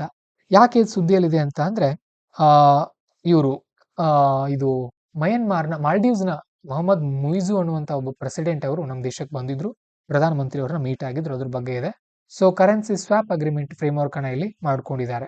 ಓಕೆ, ಅದಕ್ಕೋಸ್ಕರ ಸಾರ್ಕ್ ಅಂತ ಹೇಳಿದ್ನಲ್ಲ ನಿಮಗೆ. ಮಾಲ್ಡೀವ್ಸ್ ಎಲ್ಲಿದೆ ಅಂತಂದ್ರೆ ಇಲ್ಲಿ ನಮ್ಮ ಭಾರತ ಬರುತ್ತೆ. ಓಕೆ, ಸೊ ನಮ್ಮ ಭಾರತದ ಈ ಒಂದು ಯಾವ ದಿಕ್ಕಂತ ಕರಿತೀವಿ ಅದನ್ನ ನಾವು, ನೈಋತ್ಯ ಮಾನ್ಸೂನ್ ಮಾರುತ ಏನ್ ಬೀಸುತ್ತಲ್ಲ ಈ ಕಡೆಯಿಂದ, ಇಲ್ಲೇ ನಮಗೆ ಮಾಲ್ಡೀವ್ಸ್ ಕಂಡು ಬರುತ್ತೆ. ಅದರ ರಾಜಧಾನಿ ಮಾಲೆ ಅನ್ನುವಂತ ಪ್ರದೇಶ ಇದೆ, ನೆನ್ಪಿಟ್ಕೊಡ್ರಿ. ಓಕೆ, ಏನು ಈ ಒಂದು ಕರೆನ್ಸಿ ಸ್ವಾಪ್ ನಿಂದ ಏನು ಅನುಕೂಲ ಆಗುತ್ತೆ ಅಂದ್ರೆ, this is agreement allows payments between the two countries in different currencies. ಬೇರೆ ಬೇರೆ ಕರೆನ್ಸಿಗಳಲ್ಲಿ ನಾವೇನ್ ಮಾಡಬಹುದು, ಪೇಮೆಂಟ್ ಮಾಡಬಹುದಾಗಿದೆ, ಅವಕಾಶ ಮಾಡಿಕೊಡ್ಲಾಗುತ್ತೆ. 2012ರಿಂದಾನೇ ಸಾರ್ಕ್ ನಲ್ಲಿ ಈ ಒಂದು ಕರೆನ್ಸಿ ಸ್ವಾಪ್ ಅನ್ನ ಫಾಲೋ ಮಾಡ್ಕೊಂಡು ಬರ್ತಾ ಇದ್ದಾರೆ. ಇನ್ನು importance of Maldives for India ಅನ್ನುವಂಥ ಟಾಪಿಕ್ ಅನ್ನ ಮೇನ್ಸ್ ಕೇಳಬಹುದು, ಅದ್ರ ಬಗ್ಗೆ ನೀವು ಓದ್ಕೊಳ್ಳಿ. ಹಾಗೇನೆ ಇಲ್ಲಿ ಚೀನಾ ಸ್ವಲ್ಪ ಜಾಸ್ತಿ ಪ್ರಭಾವ ಬೀರ್ತಾ ಇದೆ ಮಾಲ್ಡೀವ್ಸ್ ಮೇಲೆ. ಮಾಲ್ಡೀವ್ಸ್ ಚೀನಾದ ಬೆಲ್ಟ್ ಅಂಡ್ ರೋಡ್ ಇನಿಷಿಯೇಟಿವ್ಗೆ ಸಪೋರ್ಟ್ ಮಾಡ್ತಾ ಇದೆ. ಭಾರತದ್ದೊಂದು ನೈಬರ್ಹುಡ್ ಫಸ್ಟ್ ಪಾಲಿಸಿ ಇದೆ, ಅಂದ್ರೆ ಮೊದಲು ನೆರೆಹೊರೆ ಅನ್ನುವಂಥ ಒಂದು ಪಾಲಿಸಿ ಇದೆ. ಅದ್ರ ಬಗ್ಗೆನೂ ಕೂಡ ನಾವೆಲ್ಲ ಬರೀಬೇಕಾಗುತ್ತೆ, ಮುಂದೆ ಪ್ರಿಲಿಮ್ಸ್ ಅಥವಾ ಮೇನ್ಸ್ ಗಳಲ್ಲಿ ಕೇಳ್ತಾರೆ. ಸೊ ಗಮನ ಇಟ್ಕೊಂಡು ನೀವುಗಳ ಬಗ್ಗೆ ತಿಳ್ಕೊಳ್ತಾ ಹೋಗಿ. ಓಕೆ, ಗ್ಲಿಮ್ಸ್ ಇಷ್ಟೇ ನೋಡಿ, ಇಷ್ಟೆಲ್ಲ ತುಂಬಾ ಇದೆ ಕಂಟೆಂಟ್. ನಿಮ್ಗೆ ಗೊತ್ತಾಗುತ್ತೆ ಬರ್ತಾ ಬರ್ತಾ ಯಾವ್ದು ಇಂಪಾರ್ಟೆಂಟ್ ಅದರಲ್ಲಿ, ಯಾವ್ದಲ್ಲ ಅನ್ನೋದು, ಯಾವ್ದು ಮೇನ್ಸ್ ಇಂಪಾರ್ಟೆಂಟ್. ಈಗ ನೋಡಿ, ನಾನೇ ಮೇನ್ಸ್ ಕ್ಲಾಸಸ್ ಮಾಡ್ತಾ ಇದೀವಿ ಅಥವಾ ಮೇನ್ಸ್ ನೀವು ಓದೋಕೆ ಸ್ಟಾರ್ಟ್ ಮಾಡಿದ್ರೆ ಅದನ್ನೆಲ್ಲ ಓದೋದಿಲ್ಲ, ಇದನ್ನ ಓದ್ತೀರಿ, ಇಂಥ ಪಾಯಿಂಟ್ಸ್ಗಳನ್ನ. ಆಯ್ತಾ? ಸೊ ಯಾಕೆ ನಾನು ಮೇನ್ಸ್ ಈಗ ಸದ್ಯಕ್ಕೆ ಹೇಳ್ತಾ ಇಲ್ಲ ಅಂದ್ರೆ ಅದು ಅಗತ್ಯ ಇಲ್ಲ. ಬರ್ತಾ ಬರ್ತಾ ನಿಮ್ಗೆ ಗೊತ್ತಾಗುತ್ತೆ, you will become very intelligent. ನೀವು ನೋಟ್ಸ್ ಮಾಡ್ಕೊಡೋಕೆ ಹೇಳ್ಕೊಡ್ತೀನಿ, ಹೇಳ್ರಿ ಸರ್ ನಮ್ಗೆ ನೋಟ್ಸ್ ಮಾಡೋದು ಒಂದು ಸ್ಯಾಂಪಲ್ ತೋರಿಸಿ ಅಂದ್ರೆ ನೆಕ್ಸ್ಟ್ ಕ್ಲಾಸಲ್ಲಿ ತೋರಿಸ್ತೀನಿ, ಕಮೆಂಟ್ ಮಾಡಿ ನನಗೆ, ಸರ್ ನಮಗೆ ಮೇನ್ಸ್ ನೋಟ್ಸ್ ಯಾವ ತರ ಮಾಡ್ಬೇಕಂತ ಸ್ಯಾಂಪಲ್ ತೋರಿಸಿ ಅಂತ ನೀವೇನಾದ್ರೂ ಹೇಳಿದ್ರಿ ಅನ್ಕೊಳ್ಳಿ. ಸೊ ನಾನು ಮಾಡಿ ತೋರಿಸ್ತೀನಿ ನಿಮ್ಗೆ ಯಾವ ತರ ಇರಬೇಕು ಅಂತ. ಆಮೇಲೆ role of UN piece keeping in global conflict. ಅಂತಾರಾಷ್ಟ್ರೀಯ ಮಟ್ಟದಲ್ಲಿ ವಿಶ್ವಸಂಸ್ಥೆಯದು ಶಾಂತಿ ಪಾಲನಾ ಸೈನ್ಯ ಅಥವಾ ಪಡೆ ಅಂತ ಇದೆ ನೋಡಿ. ಅದಕ್ಕೆ ಅವ್ರ ಕೆಲಸ ಏನೇನ್ ಮಾಡಿದಾರೆ ಅನ್ನುವಂಥದ್ದು ಇದೆ ಇಲ್ಲಿ. ಯಾರು ಇದನ್ನ ಮೇಂಟೈನ್ ಮಾಡ್ತಾರಂತ ಅಂದ್ರೆ UN ಸೆಕ್ಯೂರಿಟಿ ಕೌನ್ಸಿಲ್, ವಿಶ್ವಸಂಸ್ಥೆಯ ಭದ್ರತಾ ಮಂಡಳಿಯವರು ಇದನ್ನ ನಿರ್ವಹಿಸ್ತಾರೆ. ಅವ್ರು ಹೇಗೆ ಕೇಳ್ತಾರೋ ಹಾಗೆ ನಡೀತಾ ಹೋಗ್ತಾ ಇರುತ್ತೆ. ಭಾರತನು ಕೂಡ ಇದರಲ್ಲಿ ತುಂಬಾ ದೊಡ್ಡ ಮಟ್ಟದಲ್ಲಿ ಪಾಲ್ಗೊಂಡಿದೆ. ಭಾರತೀಯರೇ ಜಾಸ್ತಿ ಜನ ಇದರಲ್ಲಿ ಕಂಡು ಬರ್ತಾರೆ ನಮಗೆ. ಓಕೆ, ಇಲ್ಲಿವರೆಗೂ ನೋಡಿ ಅತಿ ಹೆಚ್ಚು ಭಾರತೀಯರೇ ಇದರಲ್ಲಿ ಪಾಲ್ಗೊಂಡಿದ್ದಾರೆ. ಸುಮಾರು 2.5 ಲಕ್ಷ ಭಾರತೀಯರು ಹೋಗಿದ್ರು ವಿಶ್ವಸಂಸ್ಥೆಯ ಪರವಾಗಿ. ಆಮೇಲೆ ಯಾರ ಜೊತೆ ಯುದ್ಧ ಮಾಡಕ್ ಹೋಗಲ್ಲ, ಇದು ಯುದ್ಧವನ್ನ ತಡೆಯೋಕ್ ಹೋಗ್ತಾರೆ ಅಷ್ಟೇ, ನೆನ್ಪಿಟ್ಕೊಳ್ರಿ. ಇನ್ನು ಅಂತಾರಾಷ್ಟ್ರೀಯ ಸಂಘಟನೆ ಸಂಬಂಧಗಳಲ್ಲಿ ನಾವು ಫಿಲಿಮ್ಸ್ ಟಾಪಿಕ್ಸ್ ಅನ್ನ ನೋಡ್ತಾ ಇದೀವಿ ಇಲ್ಲಿ, ಯಾವ್ಯಾವ್ದಿದೆ ಅಂತ ಹೇಳಿ ಗಮನ ಇಟ್ಕೊಂಡು ನೋಡಿ. ಕರ್ತಾರ್ಪುರ್ ಕಾರಿಡಾರ್ ಬಗ್ಗೆ ಕೊಟ್ಟಿದ್ದಾರೆ ಇಲ್ಲಿ. ಕರ್ತಾರ್ಪುರ್ ಕಾರಿಡಾರ್ ಅಂತ ಅಂದ್ರೆ ಇದು ನಮ್ಮ ಭಾರತ ಮತ್ತು ಆ ಕಡೆ ಇರುವಂತಹ ಪಾಕಿಸ್ತಾನದ ನಡುವೆ ಇರುವಂತಹ ಒಂದು ದಾರಿ, ಸುಮಾರು ಒಂದು 2 ಕಿಲೋಮೀಟರ್ ಇದೆ. ಏನಿದೆ ಇದು, ಯಾಕೆ ಸುದ್ದಿಯಲ್ಲಿದೆ ಅಂತ ನಾವು ನೋಡಿದ್ರೆ, ಇದು ಇಲ್ಲಿ ದರ್ಬಾರ್ ಸಾಹಿಬ್, ಪಾಕಿಸ್ತಾನದಲ್ಲಿರುವಂತಹ ದರ್ಬಾರ್ ಸಾಹಿಬ್ ಗುರುದ್ವಾರವನ್ನ ಭಾರತದ ದೇರಾ ಬಾಬಾ ನಾನಕ್ ಒಂದು ದೇವಸ್ಥಾನಕ್ಕೆ ಲಿಂಕ್ ಮಾಡುತ್ತೆ. ಕರ್ತಾರ್ಪುರ ಯಾಕಷ್ಟು ಮಹತ್ವ ಪಡೆದಿದೆ ಅಂತ ಅಂದ್ರೆ, ಗುರು ನಾನಕ್ ದೇವ್ ಅವರು ಅಲ್ಲಿ ಸುಮಾರು 18 ವರ್ಷ ತಮ್ಮ ಜೀವನವನ್ನ ಕಳೆದಿರ್ತಾರೆ. ಹಾಗಾಗಿ ಭಾರತೀಯರಿಗೆ ಅಲ್ಲಿ ಹೋಗಿ ಬರೋಕೆ ಅವಕಾಶವನ್ನು ಮಾಡಿಕೊಟ್ಟಿದ್ದಾರೆ. ಓಕೆ, ಬೇರೆ ಬೇರೆ ದೇಶಗಳಿದ್ರು ಕೂಡ ಕೆಲವೊಂದು ಅವಕಾಶವನ್ನ ಇಲ್ಲಿ ಮಾಡಿಕೊಡ್ಲಾಗಿದೆ. 1974 ಪ್ರೋಟೋಕಾಲ್ ನ ಅಡಿಯಲ್ಲಿ ಇದನ್ನ ಮಾಡಿಕೊಡ್ಲಾಗಿದೆ. ಸೊ ಬಟ್ ಒಂದೇನು ಅಂತ ಅಂದ್ರೆ, ವೀಸಾ ಕಡ್ಡಾಯವಾಗಿ ಬೇಕಾಗುತ್ತೆ. ನಾನು ಭಾರತದಿಂದ ಪಾಕಿಸ್ತಾನಕ್ಕೆ ಕೇವಲ 2 ಕಿಲೋಮೀಟರ್ ಹೋಗಿ ಬರ್ತಾ ಇದ್ದೀನಿ ಅಂದ್ರೆ ಸುಮ್ಮನೆ ಹೋಗೋಕೆ ನಡೆಯಲ್ಲ, ಕಡ್ಡಾಯವಾಗಿ ವೀಸಾ ಕೊಡ್ಲೇಬೇಕಾಗುತ್ತೆ. ಇನ್ನು ಗುರುನಾನಕ್ ದೇವರ ಬಗ್ಗೆ ನಾವು ತಿಳ್ಕೊಳ್ಬೇಕು, ತುಂಬಾ ಮುಖ್ಯವಾಗಿರುವಂತಹ ಒಂದು ವ್ಯಕ್ತಿತ್ವ ಅವರದು. 1469ರಲ್ಲಿ ಹುಟ್ಟಿರ್ತಾರೆ ಅವರು. ಓಕೆ, ಈ ಸಿಖ್ಖರ ಗುರುಗಳಲ್ಲಿ ಮೊದಲನೇ ಗುರು ಅವರು. ಹಾಗೇನೆ ಅವ್ರದ್ದು ನಿರ್ಗುಣ ಭಕ್ತಿ, ಅಂದ್ರೆ ದೇವರಿಗೆ ಆಕಾರ ಇಲ್ಲ ಅಂತ ಅವ್ರು ಏನ್ ಮಾಡ್ತಾ ಇದ್ರು, ಪೂಜೆ ಮಾಡ್ತಾ ಇದ್ರು. ಅವರ ಒಂದು ಸಂದೇಶ ಇತ್ತು. ಹಾಗೇನೆ ಒಂದೇ ದೇವರಲ್ಲಿ ಅವರು ಏಕ ದೇವೋಪಾಸಕರಾಗಿದ್ರು. ಬಹಳಷ್ಟು ದೇವರನ್ನ ಪೂಜೆ ಮಾಡ್ತಾ ಇರಲಿಲ್ಲ, ಇರೋನು ದೇವರು ಒಬ್ನೇ, ಆಮೇಲೆ ಏಕ ದೇವರನ್ನ ಉಪಾಸನೆ ಮಾಡ್ತಾ ಇದ್ರು. ಇನ್ನು ಅವರು ಯಾವುದೇ ರೀತಿಯ ಆಚರಣೆಗಳನ್ನ ಇಷ್ಟಪಡ್ತಾ ಇರಲಿಲ್ಲ. ಓಕೆ, ಈ ಒಂದು ಪೂಜೆ ಪುನಸ್ಕಾರ ಇರ್ಬೋದು, ಗಂಗಾ ನದಿಯಲ್ಲಿ ಮಿಂದೇಳೋದು, ಇದನ್ನೆಲ್ಲ ಅವ್ರು ನಂಬುತ್ತಾ ಇರಲಿಲ್ಲ. ಪ್ರಾರ್ಥನೆ ಮಾಡೋದು ಮುಖ್ಯ, ಎಲ್ಲರೂ ಕೂಡ ಸಮಾನರು ಅನ್ನುವಂತ ಮಾತನ್ನ ಅವರು ಹೇಳ್ತಾ ಇದ್ರು. ಜಾತೀಯತೆಯನ್ನು ಕೂಡ ಗುರುನಾನಕ್ ಅವರು ತಿರಸ್ಕಾರ ಮಾಡಿದ್ರು. ಓಕೆ, ಆಮೇಲೆ ಮೊದಲು ವೀಸಾ ಬೇಕಾಗ್ತಾ ಇತ್ತು. ನಾನು ಸ್ವಲ್ಪ ರಾಂಗ್ ಹೇಳಿದೆ ಇನ್ಫಾರ್ಮೇಶನ್, ಸಾರಿ, ಎಕ್ಸ್ಕ್ಯೂಸ್ ಮೀ. ಓಕೆ, ಕಾರಿಡಾರ್ ನಮಗೆ ಈ ಒಂದು ಕರ್ತಾರ್ಪುರ್ ಕಾರಿಡಾರ್ಗೆ ವೀಸಾ ಇಲ್ದೇನೂ ಕೂಡ ನಾವು ಹೋಗಿ ಬರ್ಬೋದಾಗಿದೆ. ಓಕೆ, ಅದೊಂದು ತಿದ್ದುಪಡಿ ಮಾಡ್ಕೊಡ್ರಿ, ಕೆಳಗಡೆ ಕೊಟ್ಟಿದ್ರೆ ಆ ಪಾಯಿಂಟ್ ಅನ್ನ. ನೆಕ್ಸ್ಟ್, ಜಸ್ಟ್ ಪರ್ಮಿಷನ್ ತಗೊಂಡ್ರೆ ಸಾಕು, ಭಾರತ ಮತ್ತು ಪಾಕಿಸ್ತಾನದಿಂದ ಹೋಗಿ ಬರ್ಬೋದು. ರವಿ ನದಿ ಮೇಲೆ ಇದನ್ನ ಬ್ರಿಡ್ಜ್ ಕಟ್ಟಲಾಗಿದೆ. ಹಾಗೇನೆ ಗುರುನಾನಕ್ ಅವರ 550ನೇ ಜನ್ಮ ದಿನಾಚರಣೆ ಅಡಿಯಲ್ಲಿ ಇದನ್ನ ಏನ್ ಮಾಡಲಾಗಿತ್ತು, ಕಟ್ಟಲಾಗಿತ್ತು ಅಂತ ಇಲ್ಲಿ ಕೊಡಲಾಗಿದೆ. ನೆಕ್ಸ್ಟ್ ಕೆಲವೊಂದು ಇಂಪಾರ್ಟೆಂಟ್ ಪಾಯಿಂಟ್ ಇದೆ ನೋಡಿ. President of India visit to Algeria. ಭಾರತದ ರಾಷ್ಟ್ರಪತಿಗಳು ಅಲ್ಜೀರಿಯಾಗೆ ಹೋಗಿದ್ದಾರೆ. This makes first time Indian president visit to a country. ನೋಡಿ, ಈ ಕಂಟ್ರಿಗೆ ಫಸ್ಟ್ ಟೈಮ್ ಭಾರತದ ರಾಷ್ಟ್ರಪತಿಗಳು ಹೋಗಿರೋದು, ಇಲ್ಲಿವರೆಗೂ ಹೋಗಿರಲಿಲ್ಲ. ಸೊ ಅಲ್ಜೀರಿಯಾ ಎಲ್ಲಿದೆ ನೋಡಿ, ಅದರ ಪಕ್ಕದಲ್ಲಿರುವಂತಹ ದೇಶಗಳು ಲಿಬಿಯಾ, ಸ್ಪೇನ್, ಟ್ಯುನಿಷಿಯಾ, ನೈಜರ್, ಮಾಲಿ, ಓಕೆ, ಮೌರಿಟಾನಿಯಾ. ಇದು ನಾವು ಅದೆಲ್ಲ ನಮ್ಗೆ ತಿಳ್ಕೊಳ್ಳೋ ಅಗತ್ಯ ಇಲ್ಲ. ಜಸ್ಟ್ ಅಲ್ಜೀರಿಯಾ ಬಗ್ಗೆ ಸ್ವಲ್ಪ ತಿಳ್ಕೊಳ್ಳೋಣ. Algeria is Africa's largest country. Africa ಖಂಡದ ಅತ್ಯಂತ ದೊಡ್ಡ ಕಂಟ್ರಿ ಇದು. ಜಗತ್ತಿನ ಹತ್ತನೇ ಅತಿ ದೊಡ್ಡ ದೇಶ ಆಗಿದೆ ಇದು. ಇದು 2 ವಿಭಾಗಗಳಲ್ಲಿ ವಿಭಾಗ ಹೊಂದಿದೆ. Tell in north which influenced by Mediterranean ಓಸಿ, ಸಹರಾ ಇನ್ ಸೌತ್. ಕೆಳಗಡೆ ಸಹರಾ ಇದೆ, ಮೇಲೆ ಟೆಲ್ ಎನ್ನುವಂತಹ ಒಂದು ಪ್ರದೇಶ ಇಲ್ಲಿ ಕಂಡು ಬರುತ್ತೆ. ಇದು ಇಸ್ಲಾಮಿಕ್ ಹೆರಿಟೇಜ್ ಅನ್ನ ಫಾಲೋ ಮಾಡುತ್ತೆ. ಹಾಗೇನೆ ಅರೇಬಿಕ್ ಮತ್ತು ಟಮಾಜೈಟ್ ಇದರ ನ್ಯಾಷನಲ್ ಲ್ಯಾಂಗ್ವೇಜಸ್. ಕರೆನ್ಸಿ ಇಲ್ಲಿ ಅಲ್ಜೇರಿಯನ್ ದಿನಾರ್ ಅನ್ನುವಂಥದ್ದು. ತುಂಬಾ ಈಸಿ ಇದೆ, ಕೇಳ್ಬೋದು ಪ್ರಿಲಿಮ್ಸ್ ನಲ್ಲಿ. ಅಲ್ಜೇರಿಯಾ ಬಗ್ಗೆ ಟಾಪಿಕ್ಸ್ ಬರ್ಬೋದು, ಅಥವಾ ಅಲ್ಜೇರಿಯಾ ಲ್ಯಾಂಡ್ ಲಾಕ್ಡ್ ಕಂಟ್ರಿನಾ ಅಂತ ಕೇಳ್ತಾರೆ. ಹೌದು, ಅದ್ರ ಸುತ್ತಮುತ್ತ ನೋಡಿ ಯಾವುದೇ ರೀತಿಯ ಇದು ಇಲ್ಲ. ಯಾವುದು ಅಲ್ಲಿ ಲ್ಯಾಂಡ್ ಲಾಕ್ಡ್ ಅಲ್ಲ, ಅದು ಮೆಡಿಟರೇನಿಯನ್ ಸಿ ಬರುತ್ತಲ್ಲ, ಅಲ್ಲಿ ಚೆಕ್ ಮಾಡಿ ಒಂದ್ಸಾರಿ. ಚೆಕ್ ಮಾಡೋಣ ಇಲ್ಲೇ, ತುಂಬಾ ಇಂಪಾರ್ಟೆಂಟ್. ಇವುಗಳನ್ನ ಪ್ರಿಲಿಮ್ಸ್ ಅಲ್ಲಿ ಕೇಳ್ತಾ ಇರ್ತಾರೆ. Yes, it is landlocked country Algeria in map. Okay, next topic ಗಳನ್ನ ನಾವು ನೋಡೋದಾದ್ರೆ ಅಷ್ಟೊಂದು ಇಂಪಾರ್ಟೆಂಟ್ ಏನಿಲ್ಲ, ಇವೆಲ್ಲ ನಮಗೆ ಬೇಕಾಗಲ್ಲ, ಅಗತ್ಯನೂ ಇಲ್ಲ. ಇಲ್ಲಿವೆ ನೋಡಿ, ಇವುಗಳನ್ನ ಕೇಳ್ತಾರೆ ಪ್ರಿಲಿಮ್ಸ್ ಅಲ್ಲಿ. L69, Z4, C10 seek urgent UNSC reforms. ಏನಿವು ಅಂತ ಕೇಳ್ತಾರೆ ಪ್ರಿಲಿಮ್ಸ್ ಅಲ್ಲಿ. ಏನು G4 ಅಂತ ಅಂದ್ರೆ ಗ್ರೂಪ್ ಆಫ್ 4 ಕಂಟ್ರೀಸ್, ತುಂಬಾ ಮುಖ್ಯವಾಗಿರುವಂತ 4 ದೇಶಗಳ ಒಂದು ಒಕ್ಕೂಟ ಅದು. UNSC ಅಂತ ಅಂದ್ರೆ ವಿಶ್ವಸಂಸ್ಥೆಯ ಭದ್ರತಾ ಮಂಡಳಿ ಅದು ಅಲ್ವಾ, ಆತರ. L69, C10 ಅನ್ನುವಂಥದ್ದು ಅಂತಾರಾಷ್ಟ್ರೀಯ ಮಟ್ಟದಲ್ಲಿರುವಂತಹ ಒಕ್ಕೂಟಗಳವೆಲ್ಲ. ಓಕೆ, ಇಲ್ಲಿದೆ ನೋಡಿ L69 ಅಂತ ಅಂದ್ರೆ ಸುಮಾರು 69 ದೇಶಗಳು ಇದರ ಮೆಂಬರ್ಸ್ ಇದೆ. ಅದರಲ್ಲಿ 42 ದೇಶಗಳು ಡೆವಲಪಿಂಗ್ ಇದೆ, ಭಾರತನೂ ಕೂಡ ಇದರ ಮೆಂಬರ್ ಆಗಿದೆ. ಸಾಕು ಅಷ್ಟೇ, ಮತ್ತೇನು ಜಾಸ್ತಿ ಆಗತ್ತೆ ಅಲ್ಲ. ವಿಶ್ವಸಂಸ್ಥೆಯ ಭದ್ರತಾ ಮಂಡಳಿಗೆ ತಿದ್ದುಪಡಿ ಮಾಡ್ರಿ, ಬರೀ ನೀವೇ 4-5 ಜನ ಇಟ್ಕೊಂಡು ಹೋಗ್ಬೇಡ್ರಿ, ಆಡಳಿತ ಮಾಡ್ಬೇಡ್ರಿ ಅಂತ ಬೇಡಿಕೆನ ಮಾಡ್ತಾ ಇದಾರೆ ಎಲ್ರು. ನೆಕ್ಸ್ಟ್ ಇಲ್ಲಿ C10 ಅನ್ನುವಂಥದ್ದು ಬರುತ್ತೆ. C10 ಅನ್ನುವಂಥದ್ದು ನಾವಿಲ್ಲಿ ನೋಡೋದಾದ್ರೆ ಏನಿದೆ ಅಂತ ಅಂದ್ರೆ, it is a common position of African union on security council reform known Ezulwini consensus ಅಂತ ಹೇಳಿದ್ದಾರೆ. It is based on communique it adopted in Addis Ababa 2005. The consensus call Africa to have at least 2 permanent seats in veto power in UNSC. ಅಂದ್ರೆ ಏನಿದು consensus ಅಂತ ಕೇಳ್ತಾರೆ films ಅಲ್ಲಿ. The ಯುಜುಲಿನ್ consensus ಅಂತ ಅಂದ್ರೆ Africa ಖಂಡದ ಅಟ್ಲೀಸ್ಟ್ 2 ದೇಶಗಳು ವಿಶ್ವಸಂಸ್ಥೆಯ ಭದ್ರತಾ ಮಂಡಳಿಯಲ್ಲಿ ಕಾಯಂ ಸದಸ್ಯ ಸ್ಥಾನವನ್ನ ಪಡೆಯುವಂತ ಅಧಿಕಾರವನ್ನ ಕೇಳಿ ಬೇಡಿಕೆಯನ್ನು ಇಡುವಂತದ್ದು ಅಂತ ಇಲ್ಲಿ ಹೇಳಾಗ್ತಾ ಇದೆ. Okay, next AU's committee of C10 ಅಂತ ಇದೆ. C10 ಅನ್ನುವಂಥ ಅಷ್ಟೊಂದು ಮುಖ್ಯವಾದಂಥ ಸಂಘಟನೆ ಅಲ್ಲ, ಅದರ ದೇಶಗಳ ಹೆಸರನ್ನು ನೆನ್ಪಿಟ್ಕೊಳ್ಳಿಕ್ ಹೋಗ್ಬೇಡ್ರಿ, ಅಗತ್ಯ ಇಲ್ಲ. ನೆಕ್ಸ್ಟ್ ಗ್ಲೋಬ್ ಸ್ಟೀರಿಂಗ್ ಕಮಿಟಿ ಅಂತ ಇದೆ. ಏನಿದು ಗ್ಲೋಬ್ ಸ್ಟೀರಿಂಗ್ ಕಮಿಟಿ ಅಂತ ನಾವಿಲ್ಲಿ ನೋಡೋದಾದ್ರೆ ಸುದ್ದಿಯಲ್ಲಿ ಯಾಕಿದೆ ಇದು, India was elected 15 member steering committee of globe operational network aunty corruption law and enforcement ಅಂತ ಹೇಳಿ. ಓಕೆ, ಈ ಭ್ರಷ್ಟಾಚಾರದ ವಿರುದ್ಧದ ಇರುವಂತ ಒಂದು ಒಕ್ಕೂಟದಲ್ಲಿ ಭಾರತ ಮತ್ತೆ ಅದರ ಮೆಂಬರ್ ಆಗಿದೆ. ಅಷ್ಟೊಂದು ಮುಖ್ಯ ಅನಿಸ್ತಾ ಇಲ್ಲ ನನಗೆ ಟಾಪಿಕ್, ಇದು ಬೇಡ, ಇದನ್ನ ಏನು ಓದೋಗ್ತಾ ಇಲ್ಲ ಒಂದ್ಸಾರಿ ಕನ್ನಡಿಸ್ತೀವಿ ಅಂತಂದ್ರೆ ನೋಡ್ಕೊಡ್ರಿ, ನಿಮ್ಮ ಆಯ್ಕೆ. ನೆಕ್ಸ್ಟ್ ಗ್ಲೋಬಲ್ ಸ್ಟ್ಯಾಂಡರ್ಡ್ಸ್ ಸಿಂಪೋಸಿಯಂ ಅಂತ ಹೇಳಿ. ಗ್ಲೋಬಲ್ ಸ್ಟ್ಯಾಂಡರ್ಡ್ ಸಿಂಪೋಸಿಯಂ ಅನ್ನುವಂಥದ್ದು ಇದರಲ್ಲೂ ಕೂಡ ಅಷ್ಟೊಂದು ಮುಖ್ಯವಾದ ಟಾಪಿಕ್ಗಳು ಯಾವುದೂ ರೀತಿ ನನಗೆ ಕಂಡು ಬಂದಿಲ್ಲ. ನೆಕ್ಸ್ಟ್ ನಾವು ನೋಡೋದಾದ್ರೆ next international medical device regulators forum. ಇದು ಕೂಡ ಅಷ್ಟೊಂದು ಮುಖ್ಯ ಆಗಲ್ಲ UPSCಗೆ, ನೀವು ಒಂದ್ಸಾರಿ ನೋಡ್ಕೊಳ್ಬಹುದು ಅದನ್ನ. ಹಾಗೇನೆ ಇಂಟರ್ನ್ಯಾಷನಲ್ ಎನರ್ಜಿ ಎಫಿಷಿಯನ್ಸಿ ಹಬ್ ಅಂತ ಇದೆ.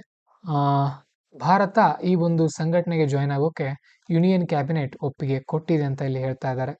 ಅಷ್ಟೊಂದು ಮುಖ್ಯವಾದ ಅಂಶ ಇಲ್ಲ, ನನಗೇನು ಕಂಡು ಬಂದಿಲ್ಲ ಅದರಲ್ಲಿ. ನೆಕ್ಸ್ಟ್ UNIFIL ಅಂತ ಇದೆ, ಇದು ಕೂಡ ಅಷ್ಟೊಂದು ಮುಖ್ಯವಾಗಿರೋದಲ್ಲ. ನೆಕ್ಸ್ಟ್ ಇಂಟರ್ ಪಾರ್ಲಿಮೆಂಟರಿ ಯೂನಿಯನ್ ಅಂತ ಬರುತ್ತೆ. ಏನಿದು ಅಂತ ನೋಡಿದಾಗ ಜಿನಿವಾದಲ್ಲಿ ಒಂದು ಮೀಟಿಂಗ್ ಆಗಿದೆ, ಯಾರ್ದು, ಈ ಒಂದು ಅಂತಾರಾಷ್ಟ್ರೀಯ ಮಟ್ಟದ ಇಂಟರ್ ಪಾರ್ಲಿಮೆಂಟರಿ ಯೂನಿಯನ್ ಅನ್ನುವಂಥದ್ರದ್ದು. ಅದರಲ್ಲಿ ಭಾಗವಹಿಸಿದ್ರು ನಮ್ಮ ಓಂ ಬಿರ್ಲಾ ಅವರು. ಅದನ್ನ ಬಿಟ್ಟರೆ ಉಳಿದಿರೋದು ಅಷ್ಟೊಂದು ಅಂಶಗಳಲ್ಲಿ ಏನು ಇಲ್ಲ. ನೆಕ್ಸ್ಟ್ ಬರುತ್ತೆ WHO, ತುಂಬಾ ಇಂಪಾರ್ಟೆಂಟ್ ಇದು. India the 6th largest global contributor to this WHO. ವಿಶ್ವ ಆರೋಗ್ಯ ಸಂಸ್ಥೆ, ಭಾರತ 6ನೇ ದೊಡ್ಡ ಕೊಡುಗೈ ದಾನಿಯಾಗಿದ್ದಾರೆ ಇದಕ್ಕೆ ಭಾರತ ಸರ್ಕಾರ. ಅಮೆರಿಕ ಇದರಿಂದ ಹೊರಗಡೆ ಬಂದಿದೆ. ಪ್ರಿಲಿಮ್ಸ್ ಅಲ್ಲಿ ಕೇಳಬಹುದು, ನೆನ್ಪಿಟ್ಕೊಳ್ರಿ. 1948ರಲ್ಲಿ ಆರಂಭ ಆಗಿತ್ತು. ಜಿನೀವಾದಲ್ಲಿ ಇದರ ಹೆಡ್ ಕ್ವಾರ್ಟರ್ ಇದೆ.